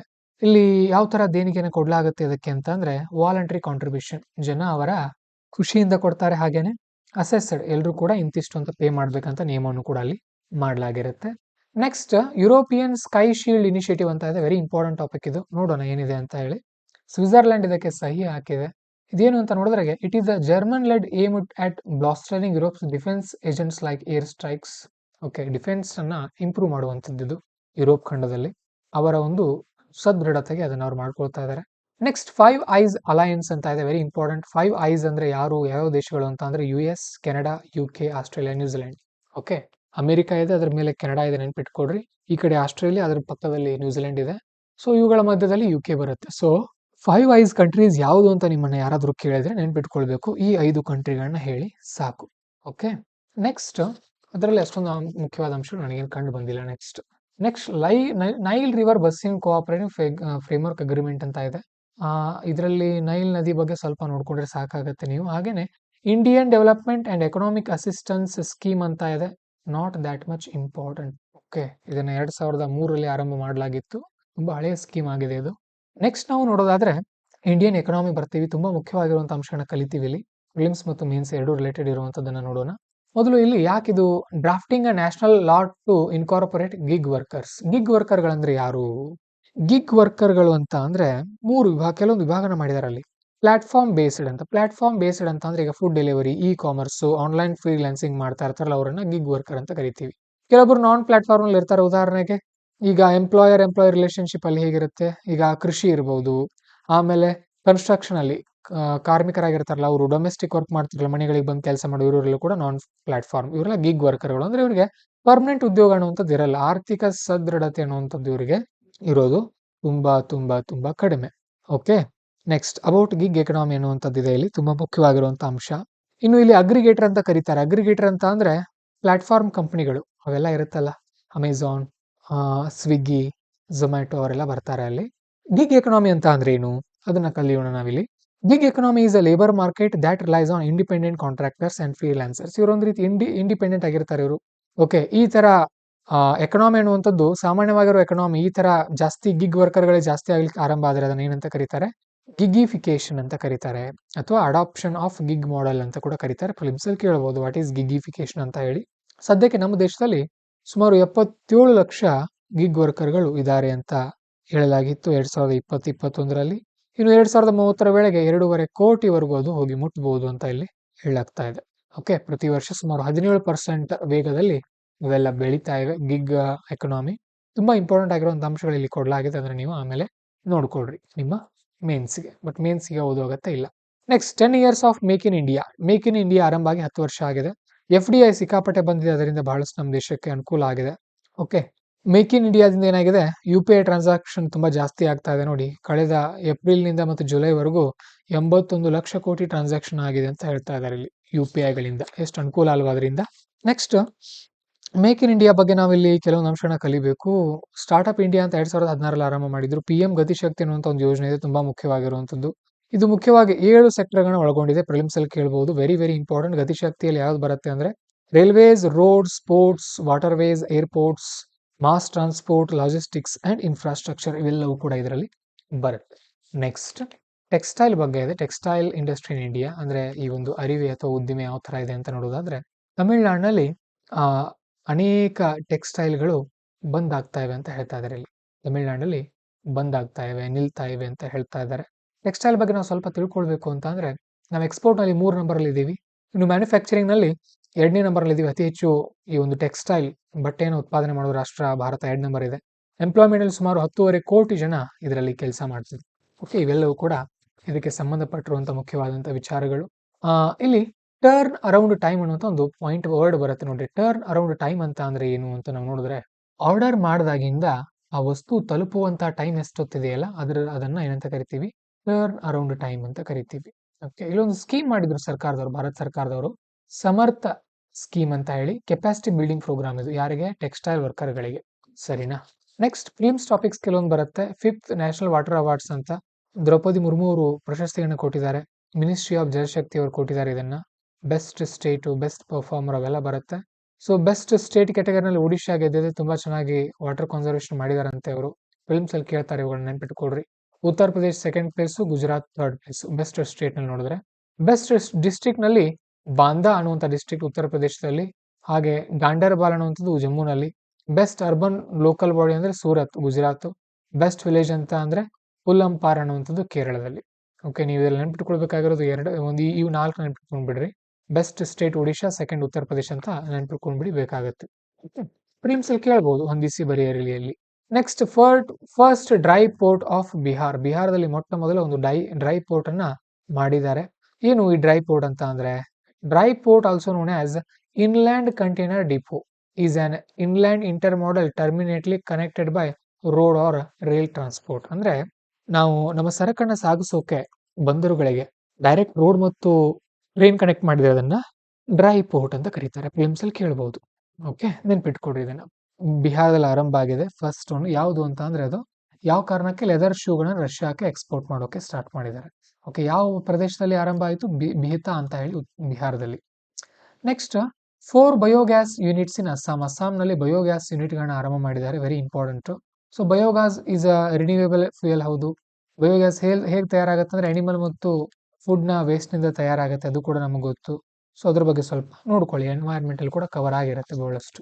ಇನ್ನು ರೈಸ್ ವೆರೈಟಿಗಳಿದೆ ಇಲ್ಲಿ, ಬೋಡೋ, ಜೋ, ಗೌರಾ ಅಂತ ಹೇಳಿ. ಇವೆಲ್ಲ ಓದ್ಕೊಂಡು ಕೂತ್ಕೊಳ್ಳೋಷ್ಟು ಅಗತ್ಯ ಇರೋದಿಲ್ಲ. ಬೋಡೋ ಅರೋಣಿಯಾ ಅನ್ನುವಂಥದ್ದು ಒಂದು ಟ್ರೆಡಿಷನಲ್ ಕ್ಲೋತ್ ಇದೆ. ಇದಕ್ಕೆ GI ಟ್ಯಾಗ್ ಸಿಕ್ಕಿದೆ, ನೆನ್ಪಿಟ್ಕೊಳ್ರಿ. ಅಂದ್ರೆ ಈ ಬೋಡೋ ಪ್ರಾಡಕ್ಟ್ ಗಳಿಗೆ GI ಟ್ಯಾಗ್ ಕೊಟ್ಟಿದ್ದಾರೆ. ತುಂಬಾ ಇವೆ, ಎಲ್ಲ ನೆನ್ಪಿಟ್ಕೊಳ್ಳೋ ಅಗತ್ಯ ಇಲ್ಲ. ಹಾಗಾದ್ರೆ GI ಟ್ಯಾಗ್ ಅಂತ ಅಂದ್ರೆ ಏನು? ಜಿಯೋಗ್ರಾಫಿಕಲ್ ಇಂಡಿಕೇಶನ್ ಅಂತ ಕರಿತೀವಿ. 10 ವರ್ಷದವರೆಗೂ ವ್ಯಾಲಿಡ್ ಇರುತ್ತೆ. ಪ್ರೊಟೆಕ್ಷನ್ ಹೇಗೆ ಅಂತ ಅಂದ್ರೆ, legal right to protect products quality and reputation based on its origin. ಅಂದ್ರೆ ಯಾವ ಪ್ರದೇಶದಲ್ಲಿ ಒಂದು ಸ್ಪೆಷಲ್ ಪ್ರಾಡಕ್ಟ್ ರೆಡಿ ಆಗ್ತಾ ಇರುತ್ತಲ್ಲ, ಅದನ್ನ ಅಲ್ಲಿನೇ ತಯಾರಾಗಿದೆ ಅಂತ ಏನು ಟ್ಯಾಗ್ ಹಾಕಿ ಕೊಡ್ತಾರೆ. ಉದಾಹರಣೆಗೆ ಈಗ ಮೈಸೂರು ಪಾಕು ಎಲ್ಲಿ ರೆಡಿ ಆಗಬೇಕು? ಮೈಸೂರಿನಲ್ಲಿ ರೆಡಿ ಆಗಬೇಕು. ಚನ್ನಪಟ್ಟಣ ಬೊಂಬೆಗಳು ಚನ್ನಪಟ್ಟಣದಲ್ಲಿ ರೆಡಿ ಆಗಬೇಕು. ಎಲ್ಲೋ ನೀವು ಯಾವುದೋ ಒಂದು ಮೂಲೆಯಲ್ಲಿ ಕೂತ್ಕೊಂಡು ರೆಡಿ ಮಾಡ್ಕೊಂಡು, ಉದಾಹರಣೆಗೆ ಯಾವುದೋ ಒಂದು ಬಳ್ಳಾರಿಯಲ್ಲಿ ಮೂಲೆಯಲ್ಲಿ ಕೂತ್ಕೊಂಡು ರೆಡಿ ಮಾಡ್ಕೊಂಡು ಚನ್ನಪಟ್ಟಣ ಬೊಂಬೆ ಅಂತ ಟ್ಯಾಗ್ ಹಾಕಿ ಮಾರಿದ್ರೆ ರಾಂಗ್ ಆಗುತ್ತಲ್ವ. ಸೊ ಆ ತರ ಚನ್ನಪಟ್ಟಣದ ಬೊಂಬೆಗಳಿಗೆ GI ಟ್ಯಾಗ್ ಅನ್ನ ಕೊಟ್ಟಿರ್ತಾರೆ. ಆ ತರ. ನೆಕ್ಸ್ಟ್ ನ್ಯಾಷನಲ್ ಅಗ್ರಿಕಲ್ಚರ್ ಕೋಡ್ ಅಂತ ಇದೆ, ವೆರಿ ಇಂಪಾರ್ಟೆಂಟ್. ಯಾರು ಮಾಡಿದ್ದಾರೆ ಇದನ್ನ ಅಂತ ಅಂದ್ರೆ, the bureau of Indian standards ಮತ್ತು ನ್ಯಾಷನಲ್ ಅಗ್ರಿಕಲ್ಚರ್ ಕೋಡ್ ಅನ್ನುವಂಥದ್ದು ಇದನ್ನ ಇಲ್ಲಿ ಮಾಡಿದೆ. ಹಿಂದೆ ಇವರೇ ನ್ಯಾಷನಲ್ ಬಿಲ್ಡಿಂಗ್ ಕೋಡ್ ಮತ್ತು ನ್ಯಾಷನಲ್ ಎಲೆಕ್ಟ್ರಿಕಲ್ ಕೋಡ್ ಅನ್ನ ಮಾಡಿದ್ರು. ವೆರಿ ಇಂಪಾರ್ಟೆಂಟ್, ನೆನ್ಪಿಟ್ಕೊಡ್ರಿ. ಅವುಗಳ ಬಗ್ಗೆ ಪ್ರಿಲಿಮ್ಸ್ ಅಲ್ಲಿ ಪ್ರಶ್ನೆಗಳು ಬಂದಿತ್ತು, ಈಗಲೂ ಕೂಡ ಬರಬಹುದು. ಏನಿದೆ ಇದರಲ್ಲಿ ಅಂತ ಅಂದ್ರೆ, ಅಗ್ರಿಕಲ್ಚರ್ ಪ್ರಾಕ್ಟೀಸ್ ಯಾವ ತರ ಇರಬೇಕು ಅಂತ ಇಲ್ಲಿ ಕೊಡಲಾಗಿದೆ. ಇದನ್ನ ಬ್ಯೂರೋ ಆಫ್ ಇಂಡಿಯನ್ ಸ್ಟ್ಯಾಂಡರ್ಡ್ಸ್ ಅವರೇ ಮಾಡಿದ್ದಾರೆ. ಓಕೆ, ನ್ಯಾಷನಲ್ ಅಗ್ರಿಕಲ್ಚರ್ ಕೋಡ್ ಅನ್ನ ಮಾಡಿರೋದು ಯಾರು ಅಂತ ಕೇಳಬಹುದು. ಓಕೆ, ಈ ಫೀಚರ್ಸ್ ಏನೇನಿದೆ ಅದ್ರದ್ದು ಅಂತ ನೋಡಿದ್ರೆ, covers all aspects of agriculture, very important, including crop selection ಅಂತ ಹಿಡ್ಕೊಂಡು ಎಲ್ಲ ಕವರ್ ಆಗಿದೆ. ಲ್ಯಾಂಡ್ ಪ್ರಿಪರೇಷನ್ ಇರಬಹುದು. ಓಕೆ, ಫರ್ಟಿಲೈಸರು, ಪೆಸ್ಟಿಸೈಡ್ಸು, ವಿಡಿಸೈಡ್ಸು ಎಷ್ಟು ಮ್ಯಾನೇಜ್ ಮಾಡಬೇಕು ಅಂತ ಇಲ್ಲಿ ಹೇಳಲಾಗಿದೆ. ಹಾಗೇನೆ ಇದು ನ್ಯಾಚುರಲ್ ಫಾರ್ಮಿಂಗು, ಆರ್ಗ್ಯಾನಿಕ್ ಫಾರ್ಮಿಂಗ್ ಬಗ್ಗೆನೂ ಕೂಡ ಇದರಲ್ಲಿ ಹೇಳಲಾಗಿದೆ. ನ್ಯಾಚುರಲ್ ಫಾರ್ಮಿಂಗ್ ಅಂದ್ರೆ ಏನು, ಆರ್ಗ್ಯಾನಿಕ್ ಫಾರ್ಮಿಂಗ್ ಅಂದ್ರೆ ಏನು, ಇದನ್ನ ನಾವು ಎನ್ವೈರ್ಮೆಂಟ್ ಕವರ್ ಮಾಡಿರ್ತೀವಿ ಅಗ್ರಿಕಲ್ಚರ್ ಹೇಳುವಾಗ. ನೆಕ್ಸ್ಟ್ ಫೋರ್ಟಿಫಿಕೇಶನ್ ಆಫ್ ರೈಸ್ ಅನ್ನುವಂತ ಒಂದು ಟಾಪಿಕ್ ಬರುತ್ತೆ. ರೈಸ್ ಅನ್ನ ಫೋರ್ಟಿಫೈ ಮಾಡ್ತಾರೆ, ಅದಕ್ಕೆ ಕೆಲವೊಂದು ಅಂಶಗಳನ್ನ ಸೇರಿಸ್ತಾರೆ. ಮೈಕ್ರೋ ನ್ಯೂಟ್ರಿಯೆಂಟ್ ಅಂತ ಕರಿತೀವಿ, ಅವುಗಳನ್ನ ವಿಟಮಿನ್ಸ್ ಅಥವಾ ಮಿನರಲ್ಸ್ ಅಂತ ಕರಿತೀವಿ. ಮಿಲಿಗ್ರಾಮ್ಗಳು ಆಡ್ ಮಾಡ್ತಾರೆ. ವೈಟಮಿನ್ B1 B12 ಎಲ್ಲ ಆಡ್ ಮಾಡಲಾಗುತ್ತೆ. ಓಕೆ, ಯಾವ ತರ ಇರಬೇಕು ಅಂತ ಅದನ್ನ ಹೇಳೋಕೆ FSSAI ಇದೆ, food safety and standard authority ಅಂತ. ಓಕೆ, ಫೋರ್ಟಿಫಿಕೇಶನ್ ಆಫ್ ರೈಸ್ ಅಂತ ಅಂದ್ರೆ ಅಕ್ಕಿ ಮೇಲೆ ಕೆಲವೊಂದು ಪೋಷಕಾಂಶಗಳನ್ನ ಸೇರಿಸ್ತಾರೆ. ಕೋಟಿಂಗ್ ಮಾಡಬಹುದು ಅದಕ್ಕೆ, ಅಥವಾ ಉದುರಿಸಬಹುದು ಅದಕ್ಕೆ ಧೂಳಿನ ತರ ಅಲ್ವಾ, ಆ ತರ ಎಲ್ಲ ಮಾಡಲಾಗುತ್ತೆ. ನೆಕ್ಸ್ಟ್ ನಾವು ನೋಡೋದಾದ್ರೆ ಯಾವ ಅಂಶ ಇರುತ್ತೆ ಅದರಲ್ಲಿ, ಐರನ್ ಇರುತ್ತೆ, ಫೋಲಿಕ್ ಆಸಿಡ್, ವಿಟಮಿನ್ B12 ಇವನ್ನೆಲ್ಲವನ್ನು ಕೂಡ ಆಡ್ ಮಾಡ್ತಾರೆ. Next India's core sectors slip to 9 month low. Core ಸೆಕ್ಟರ್ಗಳು ಕುಸಿದಿವೆ ಅಂತ ಹೇಳ್ತಾ ಇದ್ದಾರೆ. ಸೊ ಇದು ನೆನ್ಪಿಟ್ಕೊಡ್ರಿ. ಯಾವ ಕೋರ್ ಸೆಕ್ಟರ್ ಬರುತ್ತೆ ಅಂದ್ರೆ, ಪೆಟ್ರೋಲು, ಎಲೆಕ್ಟ್ರಿಸಿಟಿ, ಸ್ಟೀಲು, ಕೋಲು, crude oil, natural gas production, cement ಮತ್ತೆ ಫರ್ಟಿಲೈಸರ್ಸ್. ಅದರಲ್ಲಿ ಟಾಪ್ 3 ನೆನ್ಪಿಟ್ಕೊಡ್ರಿ. ಪೆಟ್ರೋಲ್, ಎಲೆಕ್ಟ್ರಿಸಿಟಿ ಮತ್ತು ಸ್ಟೀಲ್ ಟಾಪ್ 3ರಲ್ಲಿದೆ. ನೆಕ್ಸ್ಟ್ ನಾವು ನೋಡೋದಾದ್ರೆ, ಇಲ್ಲಿ ನಮ್ಮ ದೇಶದ ಎಲ್ಲಾ ಪ್ರಾಡಕ್ಟ್ಗಳನ್ನ ಸೇರಿದಾಗ ಇವು 8 ಇಂಡಸ್ಟ್ರಿಗಳು ಅಲ್ವಾ. ಕೋರ್ 8 ಇಂಡಸ್ಟ್ರೀಸ್ ಪ್ಲೇ 40% ಇದಕ್ಕೆ ಇದೆ ಮಾರ್ಕೆಟ್ ವ್ಯಾಲ್ಯೂ. ಓಕೆ, ಆ ತರ ಹೇಳ್ತಾ ಇದ್ದಾರೆ. Next weeds cos 92,000 crore loss in crop productivity. 92,000 ಕೋಟಿ ಲಾಸ್ ಆಗಿದೆ ಈ ಒಂದು ಯಾವುದರಿಂದ, ವೀಡ್ಗಳಿಂದ ಅಂತ ಇಲ್ಲಿ ಹೇಳ್ತಾ ಇದ್ರೆ. ಹಾಗಾದ್ರೆ ವೀಡ್ಗಳಂದ್ರೆ ಏನು? ಕೀಟಗಳು ಅಂತ ಅನ್ಬೋದು. ತುಂಬಾ ನಷ್ಟ ಆಗಿದೆ ಭಾರತಕ್ಕೆ. ಖಾರಿಫ್ ಕ್ರಾಪ್ ಮತ್ತೆ ರಾಬಿ ಕ್ರಾಪ್ ಅಂತ ಟರ್ಮ್ ಬಂದಿದೆ. ಅವುಗಳಂದ್ರೆ ಏನು ಅಂತ ನೀವು ಗೂಗಲ್ ಅಲ್ಲಿ ಸರ್ಚ್ ಮಾಡಿ ನೋಡ್ಬೇಕು, ಅಥವಾ ನಾವು ಕ್ಲಾಸಲ್ಲಿ ಹೇಳುವಾಗ ಹೇಳಿರ್ತೀವಿ ಅವುಗಳ ಬಗ್ಗೆ. ಎಕ್ಸಾಂಪಲ್ಸ್ ಆಫ್ ವೀಡ್ಸ್ ಅಂತ ಕೊಟ್ಟಿದ್ದಾರೆ. ಅಮರ್ನಾಥ್ ಅಲ್ಲ, ಅಮರಾಂತ್. ನೆನ್ಪಿಟ್ಕೊಳ್ಳೋಕೆ ಟ್ರಿಕ್ ಇದೆ ನೋಡಿ, ಅಮರ್ನಾಥ್ ಅಂತ. ಬರ್ಮುಡಾ ಗ್ರಾಸ್, ಬೈಂಡ್ ವೀಡ್, ಹಾಗೇನೆ ಬ್ರಾಡ್ ಲೀಫ್ ಪ್ಲಾಂಟಿಯಾನ್ ಅನ್ನುವಂತ ವೀಡ್ಗಳಿದೆ ಇಲ್ಲಿ. Next forex reserve, very important topic, ಎಕನಾಮಿನಲ್ಲಿ ಕವರ್ ಆಗುತ್ತೆ. 700 ಬಿಲಿಯನ್ಗಿಂತ ಜಾಸ್ತಿ ಆಗಿದೆ. 700 ಬಿಲಿಯನ್ ದಾಟಿ ಹೋಗಿದೆ ಫಸ್ಟ್ ಟೈಮ್ ಇತಿಹಾಸದಲ್ಲಿ. ಪ್ರಿಲಿಮ್ಸ್ ಅಲ್ಲಿ ಕೇಳಬಹುದು ಇದ್ರ ಬಗ್ಗೆ. Okay, India is the 4th largest economy globally to have forex reserve more than 700 billion. ಅಂದ್ರೆ ವಿದೇಶಿ ಬಂಡವಾಳ ನಂಬಳಿ ಈಗ ಜಾಸ್ತಿ ಇದೆ ಅಂತ ಅರ್ಥ. ಒಂದ್ ರೀತಿ ಅಮೆರಿಕನ್ ಡಾಲರ್ ಇರಬಹುದು, ಗೋಲ್ಡ್ ಇರಬಹುದು, ಅದೆಲ್ಲ ಸೇರಿಸಿದ್ರೆ. ಚೈನಾ, ಜಪಾನ್, ಸ್ವಿಟ್ಜರ್ಲೆಂಡ್ ನಂತರ ನಾವು ಬರ್ತೀವಿ. ಸೊ ಫಾರೆಕ್ಸ್ ನಲ್ಲಿ SDR ಗಳು ಕೂಡ ಬರುತ್ತೆ, ಸ್ಪೆಷಲ್ ಡ್ರಾಯಿಂಗ್ ರೈಟ್ಸ್ ಅಂತ. ರಿಸರ್ವ್ ಟ್ರೆಂಚ್ ಅಂತ ಬರುತ್ತೆ. ಇವೆರಡು ಕೂಡ IMF ನಲ್ಲಿ ಕಂಡು ಬರುತ್ತೆ. ನಮಗೆ ಎಕನಾಮಿ ಮಾಡಿರ್ತೀವಿ. ಓಕೆ, ಇಷ್ಟು ನಿಮಗೆ ಗೊತ್ತಿರಲಿ. ಇವುಗಳನ್ನ ಇನ್ನೊಂದ್ಸಾರಿ ನೀವು ಎಕನಾಮಿಯಲ್ಲಿ ಕವರ್ ಮಾಡ್ಕೊಳ್ಬೇಕಾಗುತ್ತೆ. ಏನೇನು ಬರುತ್ತೆ ಭಾರತದಲ್ಲಿ ಅಂತ ನೋಡಿದಾಗ, ಫಾರಿನ್ ಕರೆನ್ಸಿ ಜಾಸ್ತಿ ಇದೆ ನಮ್ದು, ನೆಕ್ಸ್ಟ್ ಗೋಲ್ಡ್ ಇದೆ, next special drawing rights, next reserve position ಇನ್ IMF ಅಂತ. ಈ 4 ರೀತಿಯಲ್ಲಿ ಇದೆ. ಜಾಸ್ತಿ ಇರೋದು ಇದು ಫಸ್ಟ್, ಫಾರಿನ್ ಕರೆನ್ಸಿ ಜಾಸ್ತಿ ಇದೆ ನಮ್ಮಲ್ಲಿ. ಓಕೆ, ಅವುಗಳನ್ನ ಯಾವಾಗ ಯಾವಾಗ ಯೂಸ್ ಮಾಡ್ತೀವಿ ಅಂತ ಇಲ್ಲಿ ಕೊಡಲಾಗಿದೆ. ಅವುಗಳ ಮಹತ್ವ ಏನು ಅಂತ ಅಂದ್ರೆ, ಎಕನಾಮಿನಲ್ಲಿ ಏನಾದರೂ ಸಮಸ್ಯೆ ಆದಾಗ ಅವುಗಳನ್ನ ನಾವು ಬಳಸ್ಕೊಳ್ಬಹುದಾಗಿದೆ. Okay, next world economic outlook ಅನ್ನುವಂತ ಒಂದು ರಿಪೋರ್ಟ್ ಬಿಡುಗಡೆ ಆಗಿದೆ. IMF ನವರು ಇದನ್ನ ಬಿಡುಗಡೆ ಮಾಡಿದ್ದಾರೆ. ಭಾರತದ ಗ್ರೋತ್ ಇದರಲ್ಲಿ 7% ಅಂತ ಹೇಳಲಾಗಿದೆ. ವೆರಿ ಇಂಪಾರ್ಟೆಂಟ್, ಇವು ಪ್ರಿಲಿಮ್ಸ್ ಅಲ್ಲಿ ಕೇಳಿದ್ರು ಒಂದ್ಸಾರಿ. ವರ್ಲ್ಡ್ ಎನರ್ಜಿ ಔಟ್ಲುಕ್ ನೋಡಿ, world economic outlook by IMF, world energy outlook by IEA, international energy agency ಅವರು ಬಿಡುಗಡೆ ಮಾಡಿದ್ದಾರೆ. ನೆಕ್ಸ್ಟ್ ಇದರಲ್ಲಿ ಏನ್ ಹೇಳಲಾಗಿದೆ, India is fastest growing economy ಅಂತ ಹೇಳಲಾಗಿದೆ. ವರ್ಲ್ಡ್ ಬ್ಯಾಂಕ್ ನವರು ಪವರ್ಟಿ ಪ್ರಾಸ್ಪೆರಿಟಿ ಪ್ಲಾನೆಟ್ ರಿಪೋರ್ಟ್ ಅನ್ನ ಬಿಡುಗಡೆ ಮಾಡಿದ್ದಾರೆ. ವೆರಿ ಇಂಪಾರ್ಟೆಂಟ್ ಅದು. ನೆಕ್ಸ್ಟ್ ವಿಪೋದವರು, WIPOದವರು ಗ್ಲೋಬಲ್ ಇನೋವೇಷನ್ ಇಂಡೆಕ್ಸ್ ಅನ್ನ ಬಿಡುಗಡೆ ಮಾಡಿದ್ದಾರೆ.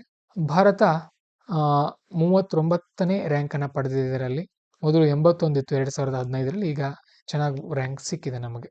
ನೆಕ್ಸ್ಟ್ ಉಳಿದಿರುವಂತದ್ದು ಅಕಾಡೆಮಿಕ್ ಫ್ರೀಡಮ್ ಇಂಡೆಕ್ಸ್ ಅನ್ನುವಂಥದ್ದು ಒಂದಿದೆ, ಅಷ್ಟೊಂದು ಇಂಪಾರ್ಟೆಂಟ್ ಅಲ್ಲ ಅವೆಲ್ಲ, ಬಟ್ ನೀವು ಒಂದ್ಸಾರಿ ಕಣ್ಣಾಡಿಸ್ಕೊಳ್ಳಿ. ನೆಕ್ಸ್ಟ್ ಕ್ರೂಯಿಸ್ ಭಾರತ್ ಮಿಸ್ಸಿನ್ ಅಂತ ಇದೆ. ಕ್ರೂಯಿಸ್ ಅಂತ ಅಂದ್ರೆ ಯುದ್ಧ ಶಸ್ತ್ರಾಸ್ತ್ರಗಳು, ಅವುಗಳ ಬಗ್ಗೆ ಇರುವಂತದ್ದು ಇದು. 5 ವರ್ಷದ ಒಂದು ಯೋಜನೆ ಇದು. ಮಿನಿಸ್ಟ್ರಿ ಆಫ್ ಪೋರ್ಟ್ ಮತ್ತು ಶಿಪ್ಪಿಂಗ್ ನವರು ಇದನ್ನ ಇಂಪ್ಲಿಮೆಂಟ್ ಮಾಡಲು ನ್ಯೂಡಲ್ ಏಜೆನ್ಸಿಯಾಗಿ ಇವರ ನೇಮಕ ಮಾಡಲಾಗಿದೆ. ಸೊ 4 ಲಕ್ಷ ಉದ್ಯೋಗಗಳನ್ನ ಇದು ಕ್ರಿಯೇಟ್ ಮಾಡುವಂತಹ ಸಾಮರ್ಥ್ಯವನ್ನು ಹೊಂದಿದೆ. Okay, next national mission on edible oils ಅಂತ ಒಂದು ಪ್ರೋಗ್ರಾಮ್ ಇದು. ವೆರಿ ಇಂಪಾರ್ಟೆಂಟ್ ಪ್ರೋಗ್ರಾಮ್, ನೆನ್ಪಿಟ್ಕೊಳ್ರಿ. ಸೊ 2024ರಿಂದ 25, 2030ವರೆಗೂ ಇದು ನಡೆಯುತ್ತೆ. 10,000 ಕೋಟಿಗಳನ್ನ ಭಾರತ ಸರ್ಕಾರ ಇದಕ್ಕೆ ತೆಗೆದಿಡ್ತಾ ಇದೆ. ಯಾವ ಪ್ರಾಡಕ್ಟ್ ಇದೆ ಅಂತ ಇಲ್ಲಿ ನೋಡಿದಾಗ ನಾವು rape seed, mustard, ground nut, soybean, sunflower ಮತ್ತು ಕಾಟನ್ ಸೀಡ್, ರೈಸ್ ಬ್ರ್ಯಾನ್, ಹಾಗೇನೆ ಟ್ರೀ ಬಾರ್ನ್ ಆಯಿಲ್ಸ್ ಅನ್ನುವಂಥದ್ದೆಲ್ಲ ಇದರಲ್ಲಿ ಸೇರಿಸಲಾಗಿದೆ. ಸಾಥಿ ಅನ್ನುವಂಥ ಒಂದು ಪೋರ್ಟಲ್ ಅನ್ನು ಕೂಡ ಇದಕ್ಕೋಸ್ಕರ ಲಾಂಚ್ ಮಾಡಲಾಗಿದೆ. ಸೀಡ್ ಅಥೆಂಟಿಕೇಶನ್, ಟ್ರೇಸಬಿಲಿಟಿ ಮತ್ತು ಹಾಲಿಸ್ಟಿಕ್ ಇನ್ವೆಂಟರಿ ಅಂತ. Next very important point, RBI enhances transaction limits on UPI 123 and UPI light. Okay, ಇಲ್ಲಿ ನೋಡಿ, ಗಮನ ಇಟ್ಕೊಂಡು ನೋಡಿ. ಈಗ UPI ಲೈಟ್ ಅಂತ ಅಂದ್ರೆ ಏನು, ನಮ್ಮ ಮೊಬೈಲ್ ನಲ್ಲಿ ನಾವು ಫೋನ್ ಪೇ ಇರುತ್ತಲ್ಲ, ಆಂಡ್ರಾಯ್ಡ್ ಫೋನ್ ನಲ್ಲಿ, ಅಲ್ಲಿ ಇದನ್ನ ನಾವು ಯೂಸ್ ಮಾಡ್ತೀವಿ. ಓಕೆ, ಅಲ್ಲಿ ನೋಡಿ ಮೊದಲು ಏನಿತ್ತು ಅಂತ ಅಂದ್ರೆ, first contribute money to apps wallet from their bank. ನಮ್ಮ ಬ್ಯಾಂಕ್ ಅಕೌಂಟ್ ನಿಂದ ಫೋನ್ ಪೇಗೆ ದುಡ್ಡು ಹಾಕೊಳ್ಳೋದು, ಫೋನ್ ಪೇ ನಿಂದ ನಾವು ಡೈರೆಕ್ಟ್ ಏನ್ ಮಾಡೋದು, ವಿದೌಟ್ ಪಾಸ್ವರ್ಡ್ ಏನ್ ಮಾಡುತ್ತೇವೆ, ಅಂಗಡಿಗೆ ಪೇ ಮಾಡ್ತಿದ್ವಿ. ಯಾವ್ದ್ರಿಂದ? UPI ಲೈಟ್ ನಿಂದ. ಲಿಮಿಟ್ ಇತ್ತಲ್ಲಿ, ಒಂದು ಕಡಿಮೆ ಇತ್ತು, ಈಗ ಜಾಸ್ತಿ ಮಾಡಲಾಗಿದೆ. ಲೋ ವ್ಯಾಲ್ಯೂ ಟ್ರಾನ್ಸಾಕ್ಷನ್ ಇದನ್ನ ಮಾಡ್ತಾರೆ ವಿದೌಟ್ UPI ಪಿನ್. 500 ರೂಪಾಯಿವರೆಗೂ ನಾವೇನ್ ಮಾಡೋದಾಗಿತ್ತು ಮೊದಲು, ಏನ್ ಮಾಡ್ತಾ ಇದ್ರು, UPI ಲೈಟ್ ಫರ್ ಟ್ರಾನ್ಸಾಕ್ಷನ್ ಇತ್ತು. ಈಗ 2,000ವರೆಗೂ ಜಾಸ್ತಿ ಮಾಡಿದ್ದಾರೆ. ಪರ್ ಟ್ರಾನ್ಸಾಕ್ಷನ್ ಈಗ ನಾವು 500 ರೂಪಾಯಿವರೆಗೂ ಮಾಡಬಹುದಾಗಿದೆ. ಹಾಗೇನೆ ವ್ಯಾಲೆಟ್ ಲಿಮಿಟ್ ಅನ್ನ 5,000ಕ್ಕೆ ಜಾಸ್ತಿ ಮಾಡಲಾಗಿದೆ RBI ನಿಂದ, ನೆನ್ಪಿಟ್ಕೊಡ್ರಿ.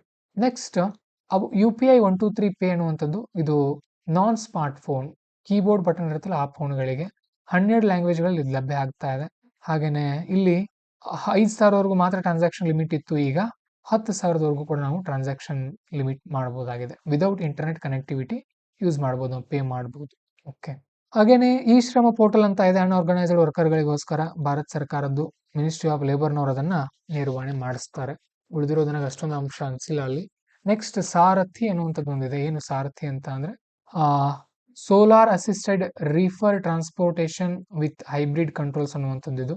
It is a system that uses IoT sensor solar power to reduce post harvest loss. ಅಂದ್ರೆ ಈಗ ರೈತರು ಬೆಳೆಗಳನ್ನ ಬೆಳೆದ ನಂತರ ಅದು ವೇಸ್ಟ್ ಆಗದೇ ಇರೋ ತರ ಇದು ನೋಡ್ಕೊಳ್ಳುತ್ತೆ. ಓಕೆ, ಸೋಲಾರ್ ಅನ್ನ ಮಾನಿಟರ್ ಮಾಡೋದ್ರ ಮುಖಾಂತರ. ಯಾವ್ಯಾವ ಥರ ಹೇಗೆ ಅಂತ ಇಲ್ಲಿ ಕೊಡಲಾಗಿದೆ. ಟೆಂಪರೇಚರನ್ನು ಮೇಂಟೈನ್ ಮಾಡುತ್ತೆ, ಹ್ಯುಮಿಡಿಟಿ ಚೆಕ್ ಮಾಡ್ತಾ ಇರುತ್ತೆ, ಈ ಥರ ಎಲ್ಲ ನಡೀತಾ ಹೋಗ್ತಾ ಇರುತ್ತೆ. ಸೊ ಇಷ್ಟು ಈ ಒಂದು ಮ್ಯಾಗ್ಝಿನ್ ನಾವು ಕವರ್ ಮಾಡಿದ್ದೀವಿ. ನಿಮಗೆ ಕ್ಲಾಸಸ್ ಅರ್ಥ ಆಗ್ತಾ ಇದ್ರೆ ನೀಟಾಗಿ ನಾನು ಎಷ್ಟು ಹೇಳ್ತಾ ಇದ್ದೀನಿ ಅಷ್ಟು ಚೆನ್ನಾಗಿ ರಿವಿಷನ್ ಮಾಡ್ಕೊಳ್ತಾ ಹೋಗಿ. ಜಾಸ್ತಿ ಏನು ಮಾಡೋದು ಬೇಡ. ಆರಾಮಾಗಿ ನೀವು ಫಿಲಿಮ್ಸಲ್ಲಿ ಒಳ್ಳೆ ಸ್ಕೋರ್ ಮಾಡ್ಬೋದು. ಬಟ್ ಯಾವುದೇ ಕಾರಣಕ್ಕೂ ಹಿಂದೂ ನ್ಯೂಸ್ ಪೇಪರ್ ಕೂಡ ಮಿಸ್ ಮಾಡಬೇಡಿ. ಓಕೆ, ಯಾಕಂದರೆ ಅಲ್ಲಿಂದನೂ ಕೂಡ ತುಂಬ ಮುಖ್ಯವಾದ ಅಂಶಗಳು ನಿಮಗೆ ಬೇಕಾಗುತ್ತೆ. ಓಕೆ, ಹಾಗೆಯೇ ಕ್ಲಾಸ್ ಇಷ್ಟ ಆಗಿದ್ರೆ ಮುಂದುವರಿಸಬೇಕಾಗಿದ್ರೆ ಒಂದು ಸಾರಿ ಕಂಟಿನ್ಯೂ ಅಂತ ಕಮೆಂಟ್ ಮಾಡಿ ಸಿ ಅಂತ. All the best. ನಮಸ್ಕಾರ.